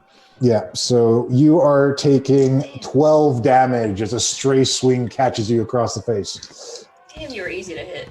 Oh, yeah. Yeah, I'm not supposed to be in fights. 10, 2 coming your way. And you catch, let's go with 17 damage as a stray strike hits you. There went my armor of Agathis. Richard, you're not in the thick of it quite yet. No. Key 3. Moving slowly. Yeah, you're getting there. Key 3 only catches 1 strike. 4. Less than everybody else, actually. Oh my goodness! What is all this madness? 26,000 bits. That's a lot of bits. Thank you so much, you Thank wonderful you person. so much. That's And crazy. 150 shared emotes. Thank you. Oh my goodness. God. Thank you. Oh, God. Oh Key my 3, you God, took 13 damage. Okay. I'm straight you're hits. beautiful people. Oh my And God. also 13 damage. Holy shit. Wow. Lilith, strikes come your way, and you are hit Wow. twice. I don't know what to say. Is anybody hitting you with arrows, or are they like coming close to It's me? actually boulders. Yeah. Wow, that's right. Fucking boulders. Wow. All right. 22 for you, Lilith. Holy crap! Wow. These are giants and stuff, guys. Like, this is superpowered time. Wow. So they hit higher than an 18. Holy crap. Okay. Yeah, two of them did. They're giants. Yeah, Radan, they dogpile on you. Yeah, as it's many fine, as they can. Two of them managed to get hits in. They're coming at you with clubs. And you take 23 damage. from their Reduced strikes. half. Yes, because it is bludgeoning. Okay. So there's just hill giants piling on you, trying to take you out. Yeah, Ginger and I are both laughing. One of them comes in, Ginger leaps off your face and starts stabbing him in the eyes with candy canes. And the mint makes it worse. I was just about to say that too. Mental! It burns. And Gilbetta, Yep. only one. Yep. And it gets through with 12 damage. All right. After all this happens, the birds have arrived, some small animals.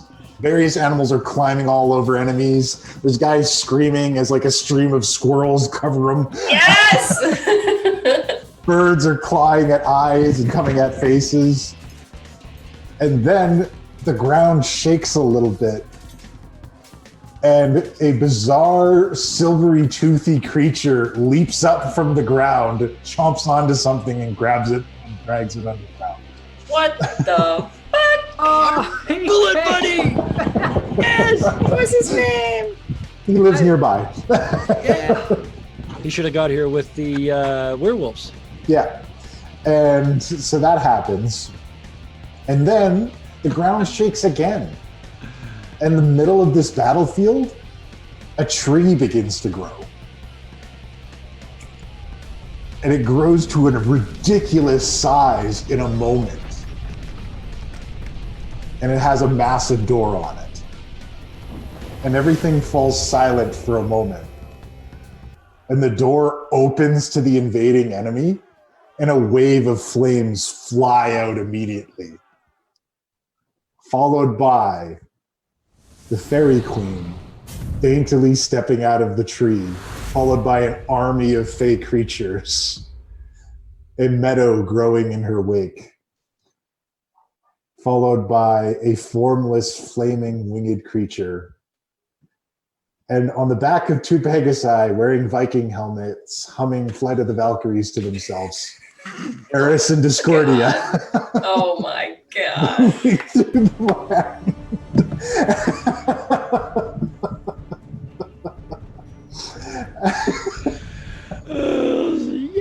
Because how else would they do it? Oh, really, yeah, of course. Yeah. That's 100% of how they would go. And off key and not quite at the same time. Yeah. One of them And- backwards. Then a sage-like, wizardly-looking figure slowly walks out. And a hill giant, thinking that, oh, this must be just a wizard I can smash, comes up to him. And he puts a hand out.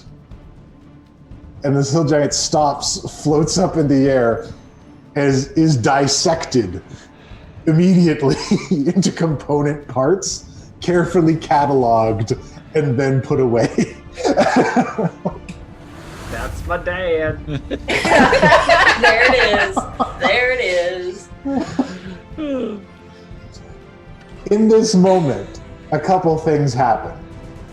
Eris and Discordia fly up on and they look like Pegasi from far away, but as you get close, they're actually winged donkeys. Oh, They come up to you, Hell Guy, yeah. and they put a hand on both of your shoulders, and they said, "We have a gift for you." And power rushes into you. And Guy, on the next round, you will be able to engage your superpower, in which you can take a select area and selectively alter reality in 3 fundamental ways. Oh shit. Oh shit. Oh fuck. Oh, the wheels are turning, the gears. There they go with the gears. Yep.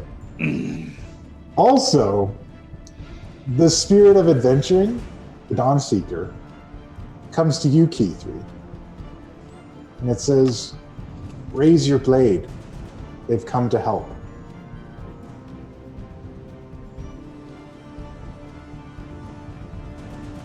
And are you going to do it? Raise my blade. You raise it up, and this radiant fire lights up the sky, and smaller fires begin to light up all around the courtyard, and the smaller flames begin to take the shape of all of the spectral members of the Avalon Knights Academy that you see in the ethereal realm. And then they take on a solid form, blazing in light. And at the head of them is Cor Vandanimus. And he charges ahead with everyone. And Richard, in the midst of this, trying desperately to acquire your full form, you hear a whisper, "I'm not done with you yet, my champion." And just like Miracle Grow. Cheer, Richard? Yeah. Massive tree Richard has entered the fray. And we are going to take a break right there. Nothing for Ben. And I'll get his thing. He's already got his superpowers. He's already necroed up. We are going to take about a 20-minute What's your break. superpower? Necrophilia? What? No. Faded Ruin. Wow, thank you so much for That is being incredible. support. This is Listen, I don't know what to say. So lovely to see you. I have a small list of favorite people. 46,000. Gods above. But yeah, we're gonna take about it's gonna be about a 20-minute break this time, but we got some great stuff for you to watch during the break. Yeah. And then we'll get back to the second part of the first part of the third crossover of the first season of the Avalon Knights. Fucking mouthfuls with We're that. 25% into this. I'm so impressed. Oh. Welcome back. Thank you for joining us on this, the third and final epic crossover of the Mercenaries of Mischief of 2019. We're going to have some more of these in 2020. Next year. So you made that sound kind of fatal there for a minute. Yeah, no. We're gonna keep doing this forever. Okay. Yes, please. Yes, please. So, when last we left our heroes under attack by a massive army of goblinoids and ogres and trolls and giants of the frost, stone, and hill varieties. And they are beating them back with incredible superpowers. They've taken a few hits. They're a little roughed up, but everybody's okay. And a massive tree has spread it out. And godly deities have poured out of it, bestowing powers on all kinds of people. But no hugs for Ben. Look, man. One day he'll love me. You have two superpowers from your patron. Don't even start with me. Okay. But you know, the funny thing is, all I wanted was a hug. I think the most you can hope for is a pat on the head, like, you've done good. And it's just like a far away, like maximum distance, and it's like, there. With You mage have hand. done well. Yeah. Yes.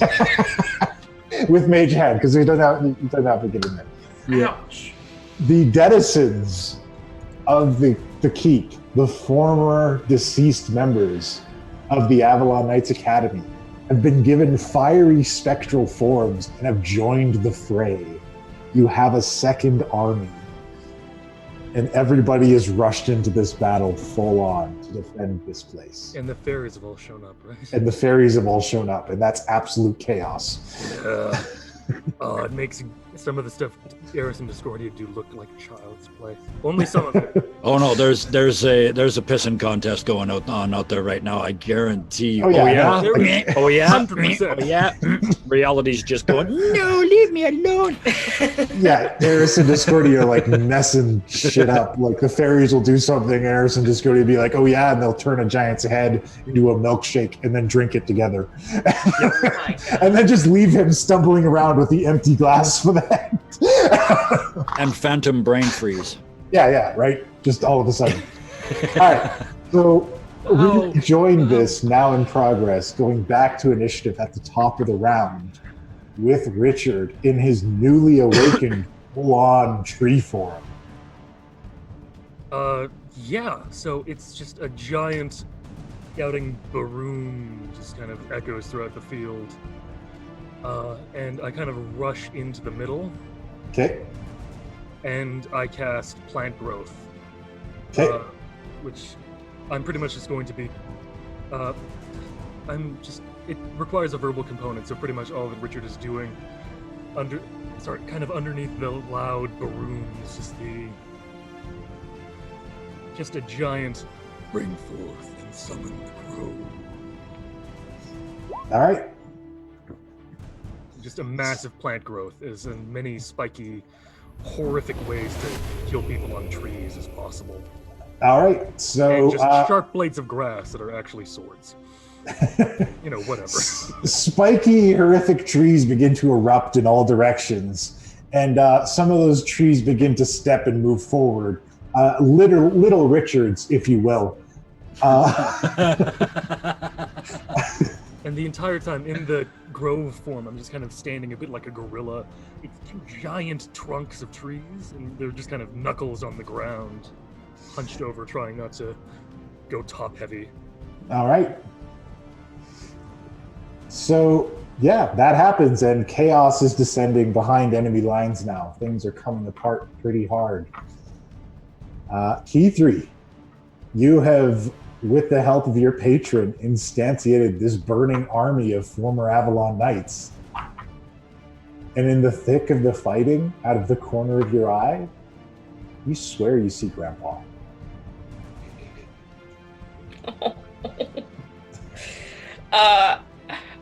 I'm just going to raise up my sword and yell, defend the keep, and go running in and continue attacking. All right, give me that sword dance. Woo! All right, yeah, it's beautiful. You use your wings and just cut up a hill giant, and then use your sword to pole vault off of it and drive into another one, pushing it to the ground. And then we go on to who's next in the order? Pen. So we all took some hits here and there, and I don't even want to try to recount the madness that's going on in front of me. There's all kinds of things happening. It's crazy. I mean, Richard is alive somehow. Yeah, so you see Richard. You see this Richard tree a sprout on the hilltop where this army is. And we've seen him in tree form before, right? Yeah. No, you so recognize we know this tree. he puts down roots. I know this tree. Oh, that's lovely. Yeah. So yeah, I see that and I'm just like, son of a bitch. And I noticed that everybody else has gotten hit because I'm just itching to necromance, and then I remember and I'm like, in a collective sigh that every support player has ever felt. I cast Phantom Steed. So I just like cast this like shadow horse, and I'm like, all right, and I climb on board, and I'm actually trying to leap from the tower to different rooftops and get over to the mage tower as fast as possible. All right. So you leap up and get over to the mage tower.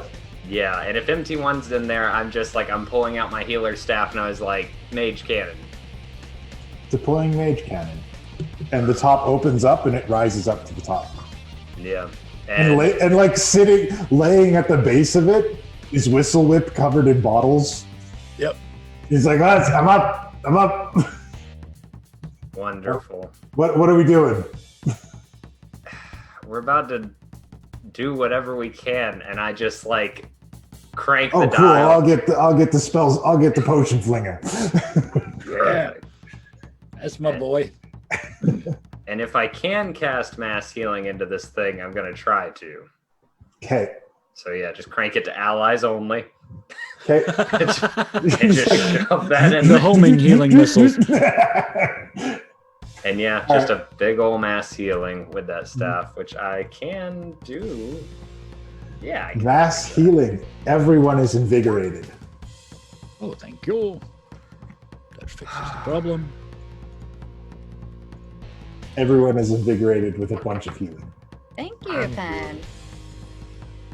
And it radiates out to everyone. But Pen, this drains magic from you, and you lose next turn. Yeah, that makes sense. I'll just Okay. collapse there.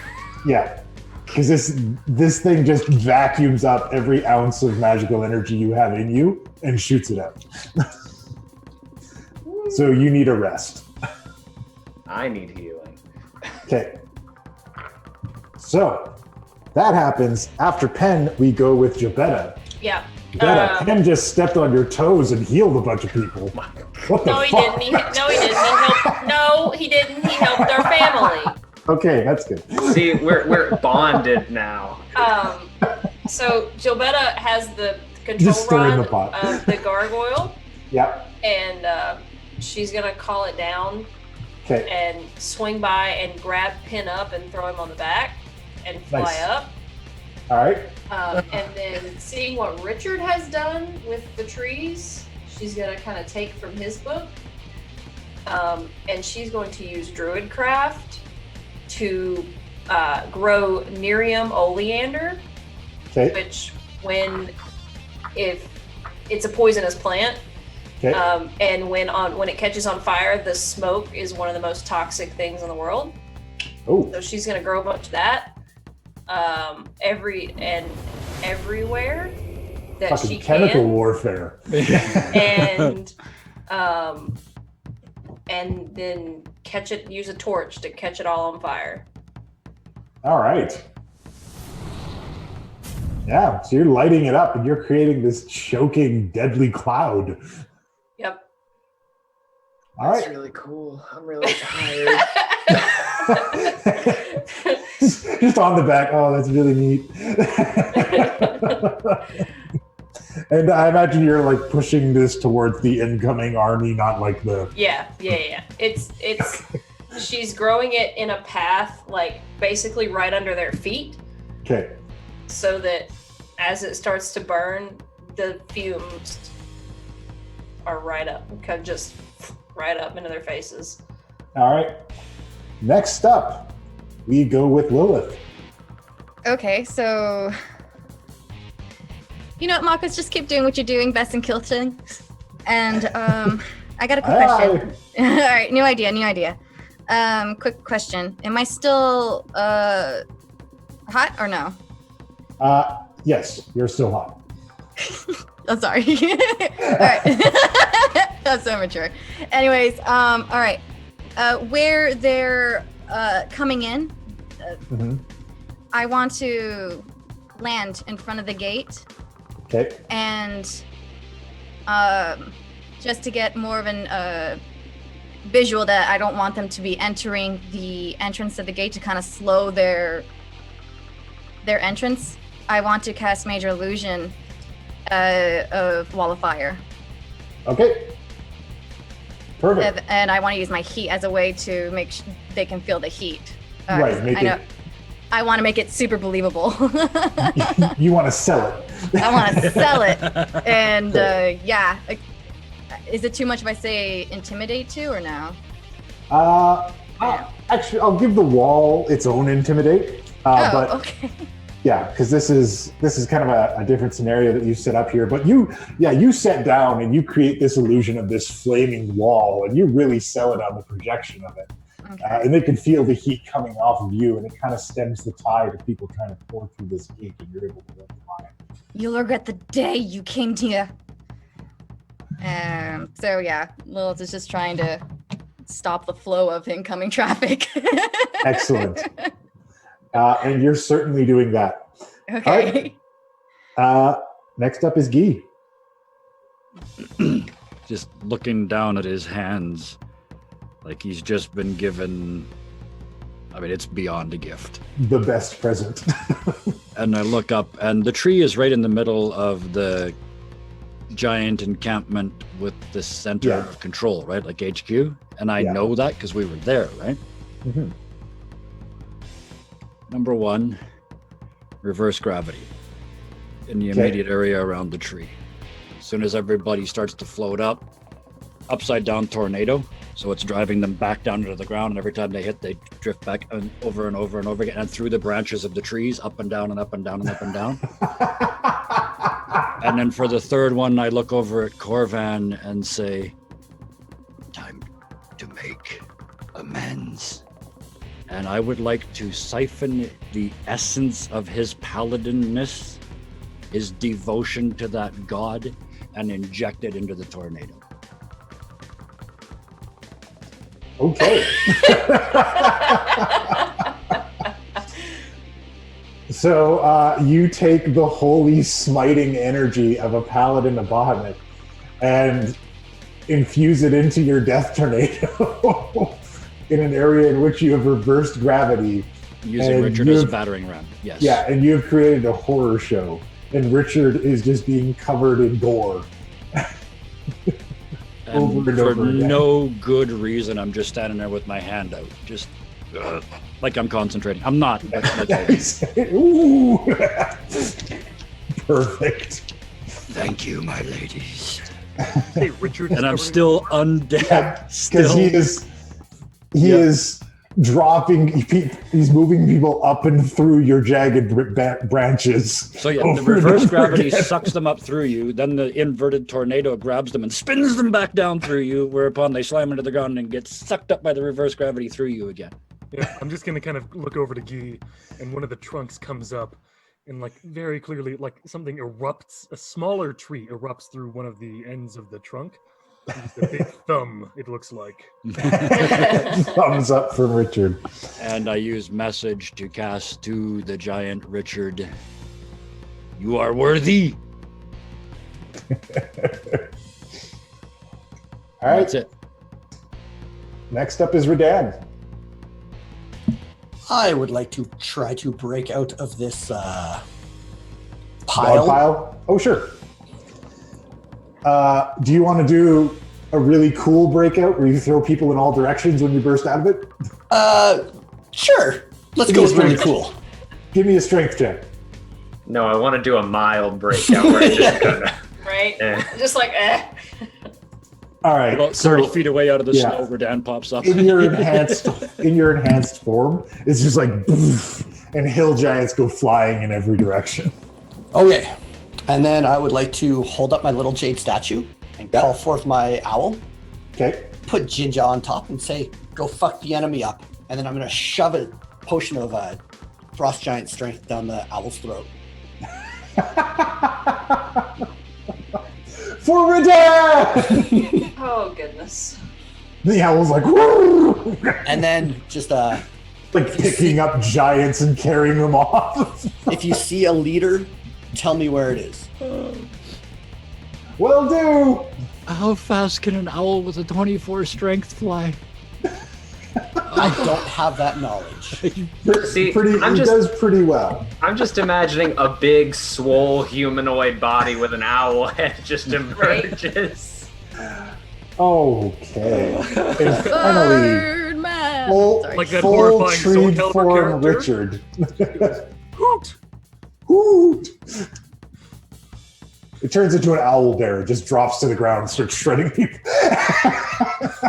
But an owl bear that's so strong it can just flap its arms really fast. Yeah. Like Rodan. Just like I just have this scene in my head of like Richard being this giant tree and him laughing and the whole ground just shaking with his like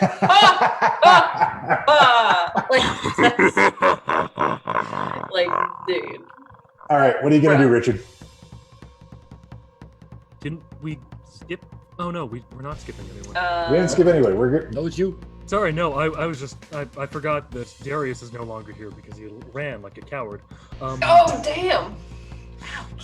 Oh, dang. Oh, wait, no, you're at the top of the round. Never mind. Stuff happens in between that.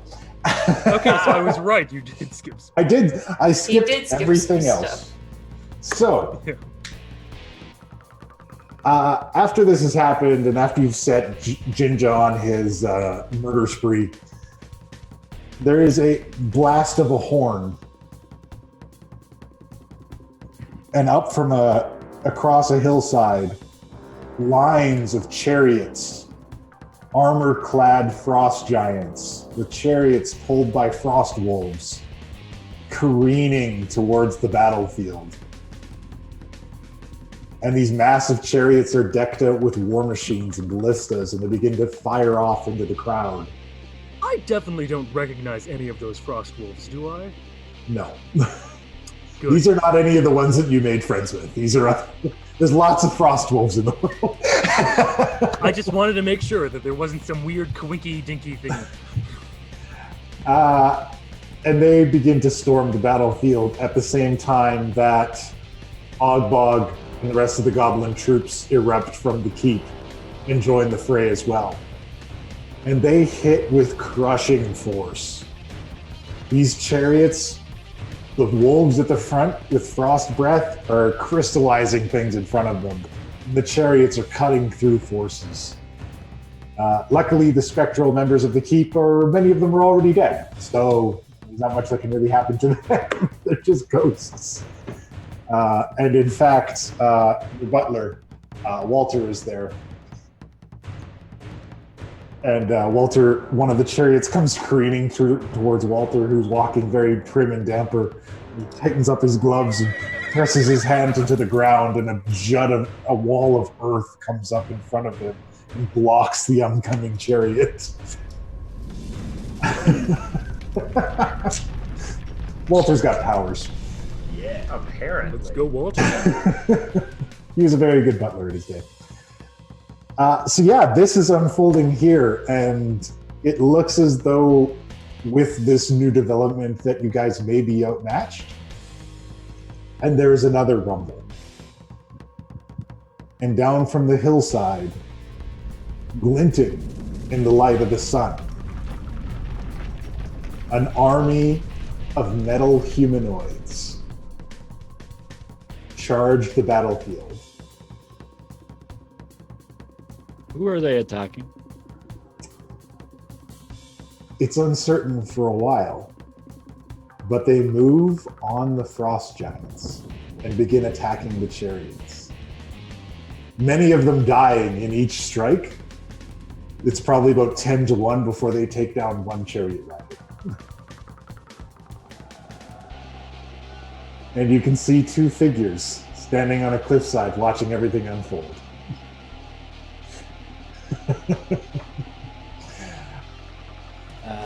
So yeah, I mean, how do you guys feel about that? We owe them nothing. They stole from us, and then they're going, okay, we'll help you out now after the thing that we stole from you. Trying to steal our thunder. I'm a talkative tree. Look like they saved the day. Yep. So that's unfolding. Warlocks, you see a very familiar frost giant kind of commanding this group of chariots, the Jarl, and he is decked in very resplendent armor. So now we go back to the top of the round with Richard. Richard, you are getting any of the remaining people, the last of the siege works and everybody that's going on. Okay, I need to check one thing because I want to know if it will let me. Which one is it? No, it has to be an attack with the weapon. Cool. So I can't do that. So I'm pretty much going to charge upward. The crazy tornado doesn't follow me, does it? No, it's in a specific area. Yeah. So I'm going to kind of, if I can see the troll not the troll, the giant that I roughed up a bit. You can see him riding a chariot around the battlefield. Yeah, I kind of go over and I try to non-verbally command some of the treants, the mini-knees, Okay. To halt the chariot. Okay. And I'm just going to kind of go over to Feldspar and just punch him off his chariot. He's not there. This is the Jarl. Oh, I'm gonna punch the Jarl. Sorry, I meant the Jarl. I don't. Whoever is on the chariot, you jackass. The guy doing this stuff. All right. roll for an attack. Give me that attack roll. All right. I just have to give 2 d20 rolls. It's whatever the d20 is plus 7. Okay. So that's Oof. nothing. That's a 12. All right. He dodges your first swing. And this is With your second one, you catch him and he tumbles off of his chariot. Yeah, no, there's not much else I can do. I just kind of All right. walk over to him and I tower over him. All right. I wasn't the same height as I wasn't the same height as they were before, Okay. but now I am. I was about the same height as he was before, and now I am just Yeah, much you're larger. towering over him now. You're huge. Yeah, it's like that scene with Attack on Titan where you just have the Yeah. colossal Titan peering over. You've knocked him to the ground. He's looking wide-eyed up at this tree. All right. Key 3, what do you got? Is there another one of these chariots around? Or was it just the one? No, there's a ton of them. They're all over the place. I'm going to try and get in front, like in the path of one of them. Okay. And yell out, nope, you're not welcome here. And I'm going to try and cut a hole into the fire plane for the chariot to like right in time for the chariot to run into. Yes. Ice giants into the fire plane. Yes. Your new name is Steam. Make a dexterity save. Okay. No! Okay. So you cut open the thing into the fire realm, and you do the Olay, but it still catches you a little bit. But it only catches you for 12 damage. Okay. But it goes into the fire plane and the portal closes. So, One down! well, shit. And you can see the frost giant's face as he passes by. Like, no. What is this? Have fun! The look of acceptance coming across his face. Just wave as the portal closes. And then we go to Penn. So that I'm so tired. Penn, that's the end of your turn. And then we go to from Penn. We go to Jovetta. Joanna's like, would healing you help, or is that? I mean, does it? No. No, that thing sucked the magic right out of me. It's gonna be a minute. All right. Well, I mean, I don't really have any magic unsucking tools that I can use, so nothing I can really do about that. I can't unsuck your magic, Penn. Yeah, I can't put it back. Do we still have the archer phrasing thing? Probably. Like, I can't put it back. Sorry. So Jovetta is going to are the chariots of the frost giants made of wood? They are What are they made out of a material? combination of wood and iron. Okay. And they're like firing off ballistas. Some of them launch spears attached to chains into things and drag them around. Okay. Jovetta is going to fly over toward them, and in the event that she hasn't noticed them yet, call Lilith's attention to this. She's going to say, "A little fire would be great." And, I'm burning the gate! Somebody called the fire Somebody's department. window behind Right? voice. Yeah, that's good. That was perfect. Fire department, no. And so Jovetta is going to try to drop a torch. Like she's on the gargoyle. She's gonna fly over and try to drop a torch into one of the chariots. Yep. And then use druidcraft and thaumaturgy to catch one of them on fire. Okay. Give me a ranged attack to toss the torch in. All right. You want just like a D20 and then add your proficiency and dexterity bonus. Or just make a dexterity check. Okay, that thing. All right, yeah, that'll do it. That's 20. So Yeah, so you toss it right in. And then with your Druidcraft and Thaumaturgy, and the furry armor of the Frost Giant begins to catch up, and he kind of leaps from it into the snow to try and roll around. This blazing chariot continues on. Yep. All right, after that, we go with Lilith. So are there like giants near me? There are giants everywhere. Cool. There are Alright. there are a collection of hill giants and stone giants at this fiery wall, unable to go through it, All right. or unwilling. Shoot, I wish I asked this question before, because I'm iffy how this one works. But I'm gonna do my bonus action, Mantle of Majesty, on the giant. I'm going after the big, toughest giant I can see. All right. And I'm basically charming the giant. I'll click on it. Hold on. Mantle of Majesty. You need to make a charisma save. 16. No. Sweet. Did it go through? There we go. Yeah. So now in every bonus action, I get to command it. I like that. What is your command to it? I pick up my sword and I say, attack. Well, it can't quite pick up your sword, but it just No, not my punch- sword. I'm like pointing, Oh, like you just where point. to. Oh, yeah. I wanted So- to attack its friends, not us. because- So one of the giants, just kind of standing by this firewall, stops and just full on starts punching the other giant. Just goes into a rage and starts punching everybody. So what? That was my bonus action. And everybody around it's like, Charles, what the fuck? What's your problem, dude?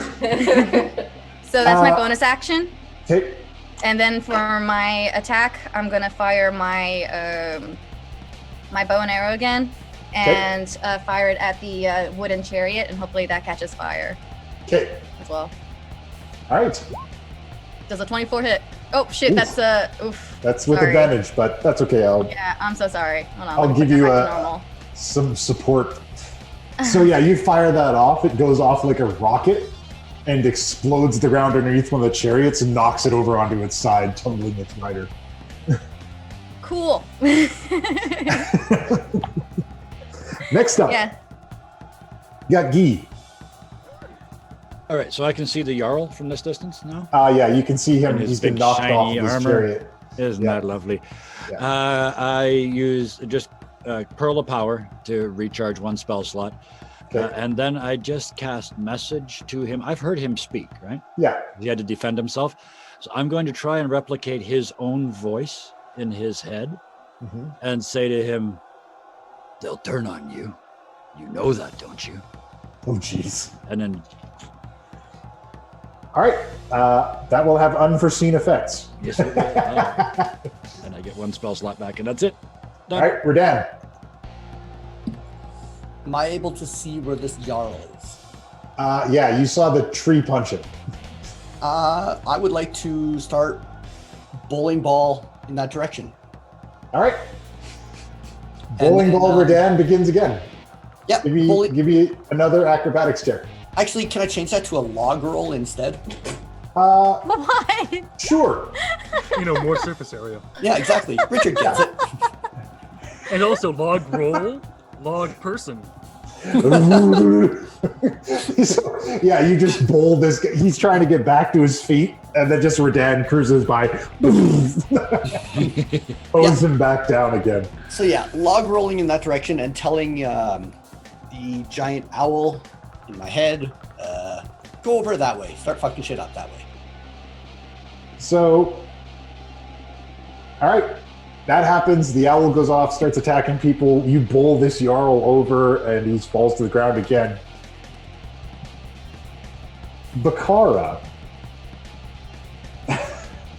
Oh shit. Yeah. Oh no. You've been wandering around for some time, and you slip in and out of lucidity most of the time. But there's like some shit going on around you right now. You think you maybe wandered in the middle of a battlefield. And there's a bunch of gross giants running around and shit. This place looks familiar.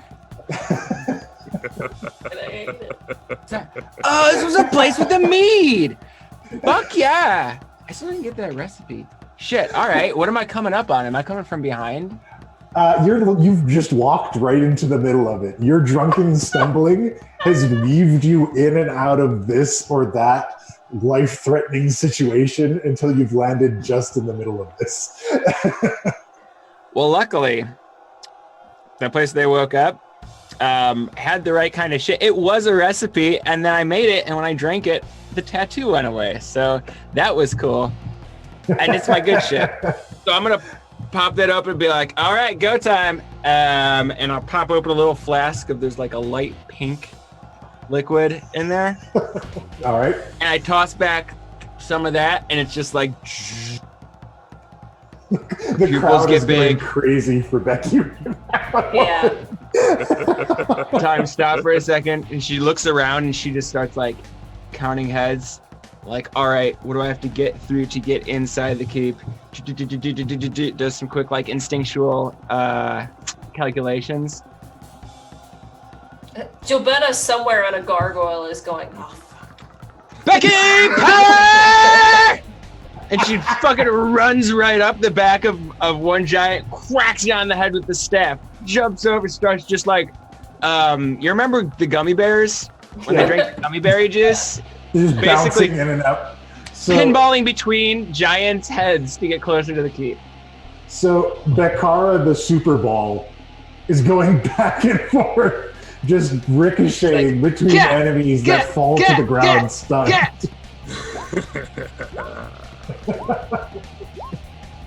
Oh God, Becky. Oh, Becky. Hey, Becky. Yeah. Yeah, so you do this, and you just ricochet back and forth between goons, knocking them on their asses until you land over this flaming wall, and you land next to Lilith. Land next to Lilith? Yeah. Hey, what's up, Pinky? Don't get close to me or you're going to melt. I'm good. I'm straight. What are we doing? We're killing these assholes to protect the mead. All of them? Yes, Becky.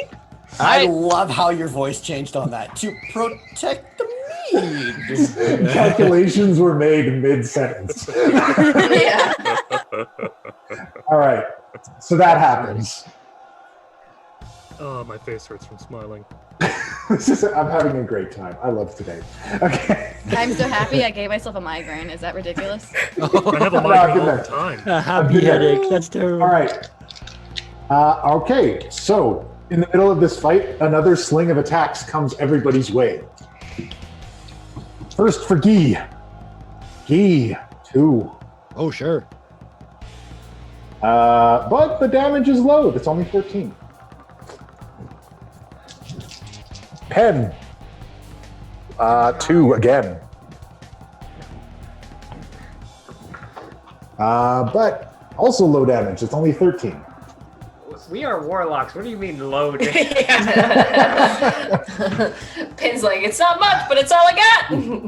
Richard, in your massive tree form, a group of chariots begins circling around you, launching ballista into your trunk, attempting to wrap you up in chains. 2 of them make it.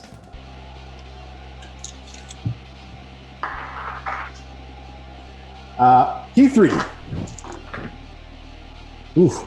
1 strike breaks through as this giant begins to try and bring this massive 2-handed axe down on you. And just as he's getting close, a red streak zooms past your periphery, and a familiar young man wielding a frosty axe has driven it into the head of this frost giant, and he begins to fall backwards and drop it. And young William turns around and says, I remembered my lessons! Good job! Get back in the mage tower! but I'm ugly! Lilith! I can't see that. And Oh, Lilith. few reasons. Oh no. Yeah, That's 4. Oh no. 4 hill giants burst through the flaming wall, suddenly finding their eager strength. Do they take damage at least? Well, they take damage from getting close to you, but they Yeah. come to bring down massive rocks on you to crush this purple girl this pink girl who's trying to burn them. And as they go to bring them down, you hear a war cry. What? Just this deep demonic scream. And Melissa dives out in front of you and slashes across them with her spear, Sorry. tanking a slight bit of the hit and knocking them back to save you. Oh, I love that girl. Redan! Chariots are trying to take care of you. But nobody hits you. Nobody, all fucking nothing. Just, goddamn it. Sounds about right. That sounds about Did right. not roll over 10 with a single one of those. Bakara, a couple hobgoblins come after you. Only one for 5 damage. Is this a melee attack? Yeah. Great, I'm going to redirect that into his friend for a key point. Oh shit! Oh my god. Just jujitsu it into another dude. It's awesome. Drunken master. Bakara, like, folks. Oh, no, actually, sorry. I redirect the one that missed into the other guy. Perfect. I can't redirect the one that hit. I take the hit. Okay. Still, it looks really cool. Yeah. So it's the tipsy sway. So she just like, as this guy swings, she's kind of going into her like natural lean back and just with 2 fingers pushes his sword straight into the other guy. Ole! Nice. All right. And a stream of boulders are thrown your way, Gilbetta, and 1 hits. Same one that hit Pen. No, Yeah, this I is a assume. different one. Yeah, I'm just back there like, I don't mean to backseat fly. Got winged a They little bit. don't. And Gilbetta, that's a little bit higher. You take an 18 from that one. Holy. All right. There's still an N or an L on the back of that horse. Did you just get that? Nice. Apparently that's I don't know, maybe do you guys have those down there on your new drivers and learners? They have to have a decal on the back of their car that tells I them think so. they're awful. I think that's still a Oh. thing. No. Don't get me started Okay. on decal versus decal. Oh, did I do that too? Oops. Yeah. Oops, never All mind. right. We're killing stuff, right? We're back to the top of the round. Okay. Did I? Richard, you are people are trying to chain you up, and the Jarl has pulled out 2 axes now, and he's going to fell a tree. That's what he's thinking. All right. Did I take damage from those chains? Yeah, you did. You took...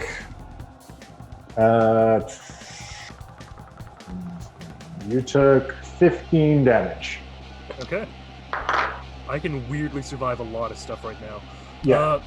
The issue is more of the fact I can use this, and I pretty much teleport 60 feet in the air. Oh, shit. Okay. So he might have taken out his axes. It matters very little. I'm gonna try to shout to Redan to move a little to the right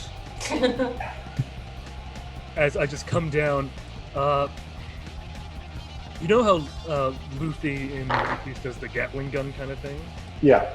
I'm basically doing that, but around I all see. the chariots and the Jarl, Okay. and as many times as I possibly can, while Atkinson kind of slithers out to bite at the Jarl. All right. So, yeah, you do that. An enormous tree in the middle of the battlefield poofs up in the air and drops down. How many 20s do I get to roll? Well, this is them to get out of the way. Oh, fantastic! So yeah, I rolled already. They didn't. But isn't yeah, he invisible? So don't they not know? Oh yeah, no, I'm invisible as well. Thank you. It's just an. I'm just saying. Look, They didn't get out of the way anyways, so. I'm just saying. When did he become invisible? Wait. It's part of Misty It's Escape. part of Misty Escape. Until he right. attacks, which would be when he hits them. Right from Okay, 60 yeah, feet so up. he just disappears and all of a sudden appears on top of them. Yeah. It's just a horror. It's just awful. Just like You have like He half a essentially second just to be felled afraid. himself on them. Yeah. lovely. Yeah, no, that was terrible. They didn't like it. 1 star. Would not die that way again. 1 star. Would like to speak to the manager. Okay, so yeah, that happens. Bad day for everybody. How many- P3, you're up. Does Atkinson get in? Oh, Atkinson is moving through the branches, biting on every piece of living flesh he can find. Awesome. I don't know how much poison they have to take at this point. He's a massive giant adder. It's quite a bit. He's enjoying himself, and everyone else is having the worst time. And I just kind of look over and to Redan. You good?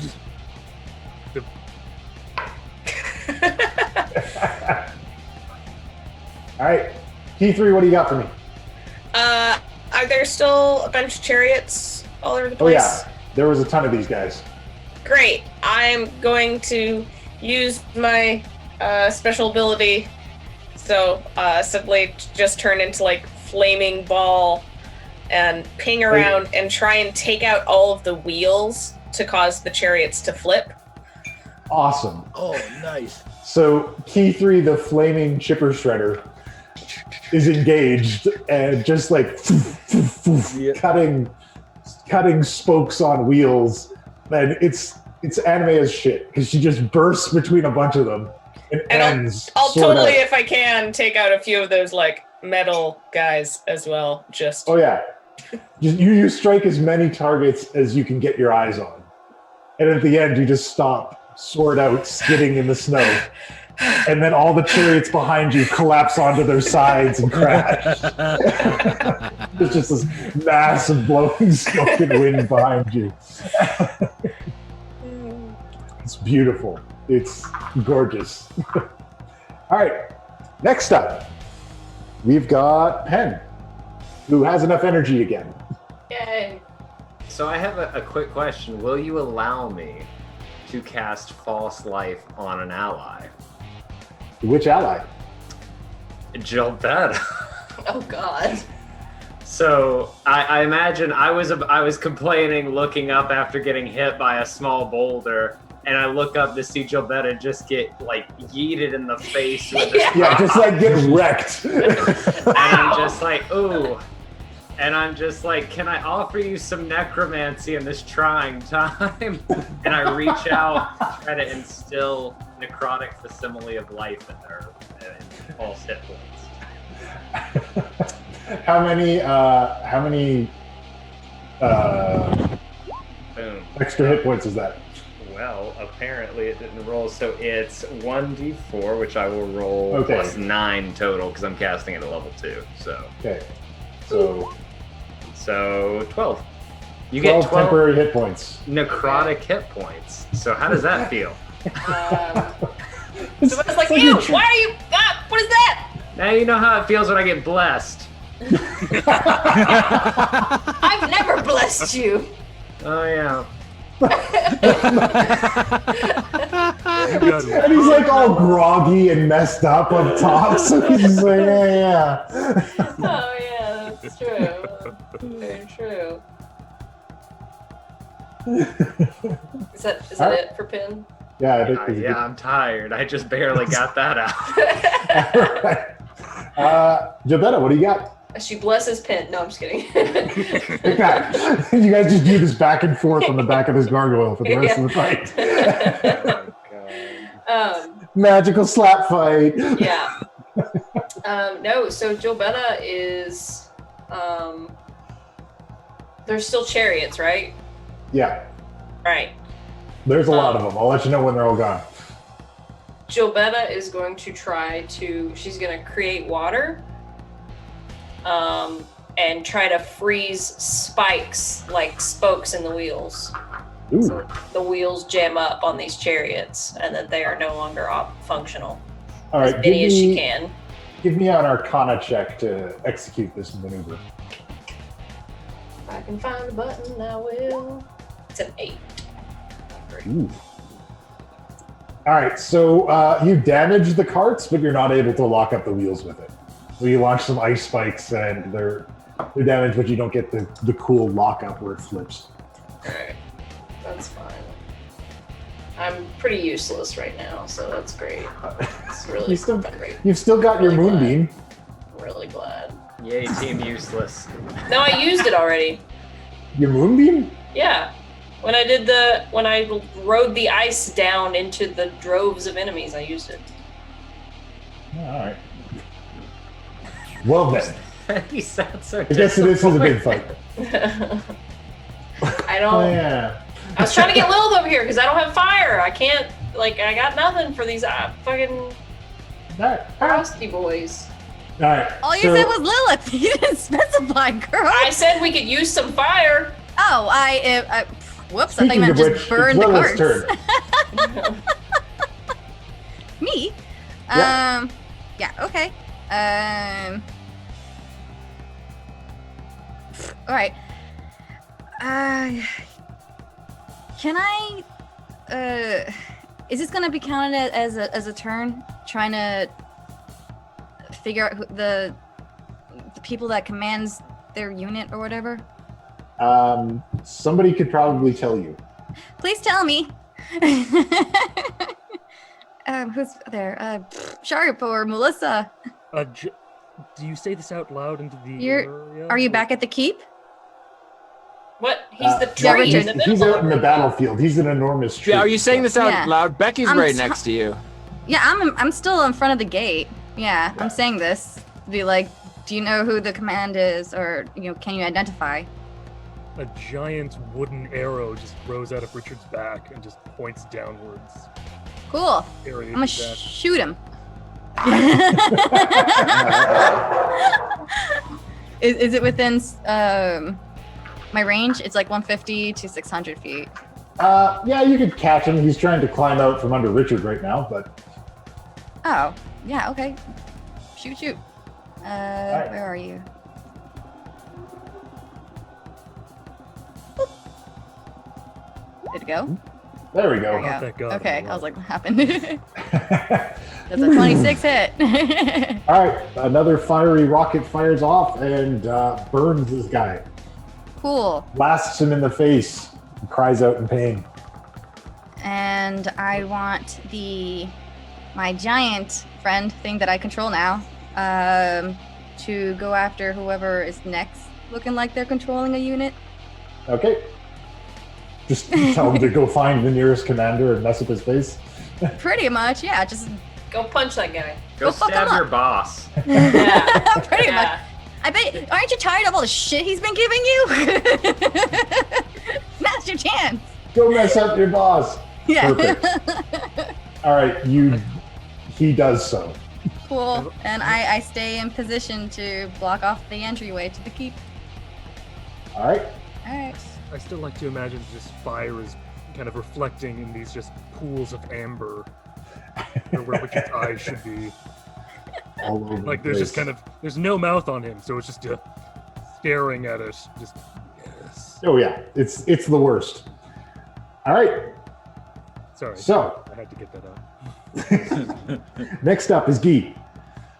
Okay, so I'm already in the Jarl's head. I cast message again. He's now been knocked down, attacked from all kinds of sides. The frost giants are being attacked by the metal army, right? Yeah. To the side? Okay. So yeah, message again to the Jarl. Look around. They're all turning on you. Flee now. Save yourself. Ooh. A deception, intimidation. They're both the same, so Give me a deception or an intimidation, whichever you prefer. they're the same. So Why not both? Why not both? 17 Okay. in his own voice. All right. So yeah, you do that, and the Jarl is liking this situation less and less.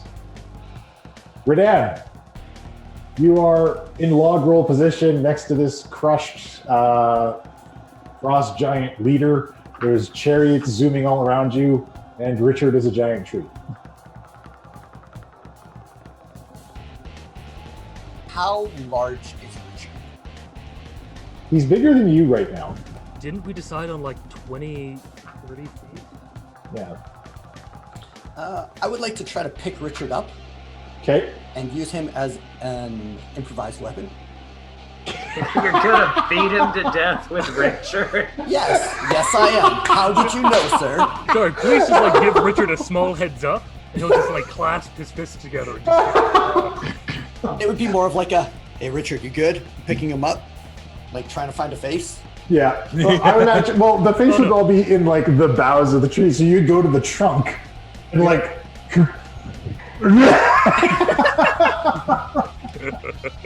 And then All right, yes, I'm trying to make numerous smashes with this. Give me your strength roll on this, And how much damage am I going to be taking? and how high you get on the strength roll, I will tell you how many smashes you get. That is not your highest. You get one smash out of that. So you both roll attack rolls with advantage and take the highest of your two rolls. Oh god.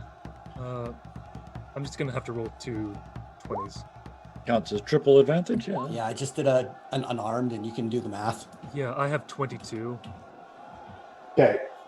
All right. at most, So because mine acts like a siege weapon. Yeah, 29. 29 Okay. is better. So, yeah, you hit him with Richard. He's like, the tree comes up and he's trying to crawl out from under him, and it just comes down again, smashing into his back. And I want to picture it as Redan saying, "I will hit you with my dick." But that's just me.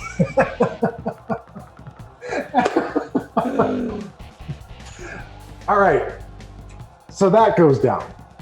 At the end of this, between everything that's happening in the middle of this battle, actually, we got to start. We end with Bakara. Never mind. Bakara. Thank you. Sorry, Bakara. I'm sorry. I forgot you're here now. Are there any more chariots still going? There's still a couple milling about now. Oh, fantastic. I am going to use my staff to, by calculating kind of how fast that one's running, pole vault right onto the back of the driver. Okay. And I'm going to stick a dart right in his neck.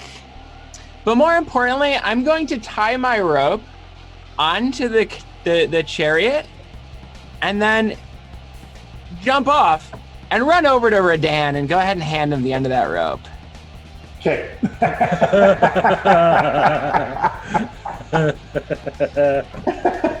Becky's growing on me. I Just kind of like, want to know. Here, hold this. I kind of want to know, just out of curiosity, at this point, who has more strength? Is it Redan in his giant form or Richard in his giant tree form? Do you want to arm wrestle? Like, I don't You can care. It is Drink all the Becky with stuff. her magic gummy berry juice. Fuck off. so you hand it to Redan, and it's just like it gets taut, and this guy's yanked off the back of this thing. Oh no, I tied it to the cart so that he Oh, can swing around if he wants. Yeah, Oh. Redan's going skiing. Oh yeah, Redan. Okay, so Redan's going Redneck skiing. skiing. Yeah. All right, so Redan, you're yanked, and you're going skiing. Okay, so that goes down. This is all accumulated into a rout. So the armies have begun to take off in various directions. They're beginning to scatter. And the Jarl is once again under Richard. Redan is skiing across the battlefield. Slowly, the lit up spectral versions of the old members of the Avalon Knights Academy wink out as their power fades, as they return back to the ethereal realm. Can I do one thing very quickly that's not really anything? What are you going to do? I just want to kind of point 2 Richards towards Redan, 2 fingers towards Redan, and just have them kind of shoot off so they get up underneath his legs so he has proper skis. Skis! So this all happens. Everyone begins to turn. There's only a few struggling warforged from the Zelos manufacturing working their way through the battlefield.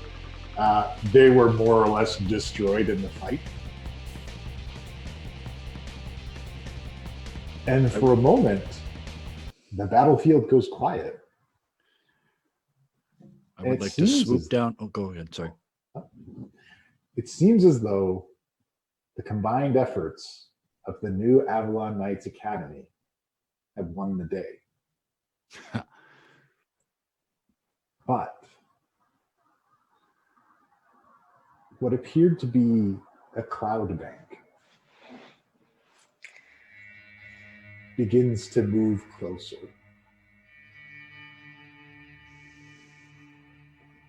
And then black things emerge from this cloud bank. And they begin to open fire.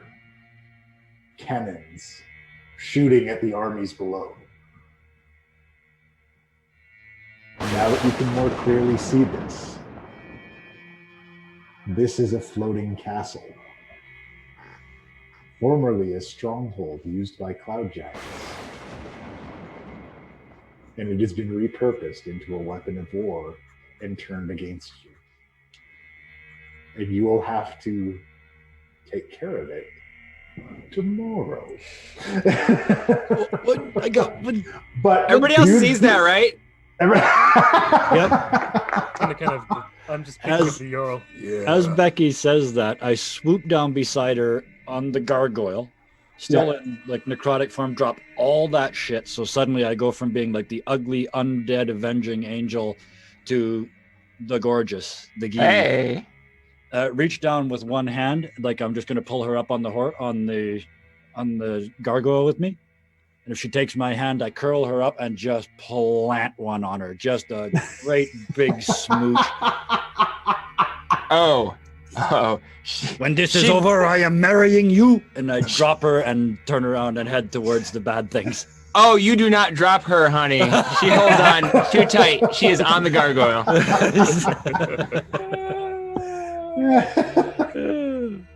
You're not gonna pull a Willy here and run off. What the fuck is happening? Do not pull Willy. Pull a Will. No, wait, that's phrasing again. We got that's And Darius ran away too. Yeah, no, Willy. Good advice. She kisses back hard and is like, honey, you can try to tie this down. And then jumps on the gargoyle and squeezes your ass so hard you think there might be bruises. Yay, I'm uncomfortable. When we are done, and they're trying to get a grab in, like around my back, just a grope. It's not hard to do. So I missed. Did she just press that into my hand? Okay. That is the end of part 1. Thank you so much, everybody, for joining us. Thank you so much, my incredible players. Yeah. Thank you so much for the cool anime shit that you guys came up with to do in this fight. I love it. You have to wait. The rest happens tomorrow. Tomorrow night. But I don't want to wait. So same bat channel. Yes, absolutely. Because we are got going to raid, 2. of course, when we sign off. Oh, yeah, so we are gonna raid. Stick tight for a moment while Puck finishes whatever he's going to say. Well, I'll wrap up here. Thank you so much for joining us. Please give us those follows in the Facebook and the down low part. This is our season finale. We're going to have one episode after this where we let everybody wind down and do their story bit and role play this. That'll be next week. Tomorrow we're going to finish this battle and you're going to see how things turn out. And then we're going to have a fun Christmas special. But don't worry, your Mercenaries and Mischief aren't going anywhere. We're still going to have a lot of fun extra content that we're going to put out in the meantime before we get ready for season 2 in 2020, guys. So give us those follows on Facebook. Check us out on Discord if you want to keep track of us. And definitely keep watching because we love having you here and no show without you. And thank you so much to the people who supported us all this way. Oh yeah, thank you. you. And I'll save the going through everybody's stuff for tomorrow because we'll probably end early. So Big thanks to until all next the time, chat. Holy cow. thank you, Thank everybody. you to that. And so much. Faded Ruin, holy Holy crap. parts you and guys are pieces. sweet. I don't know what to say. Just thank you. It's so It was good. amazing. All right. But everybody's exhausted. We'll see you guys tomorrow. Thank you so much. And until next time, class dismissed. Day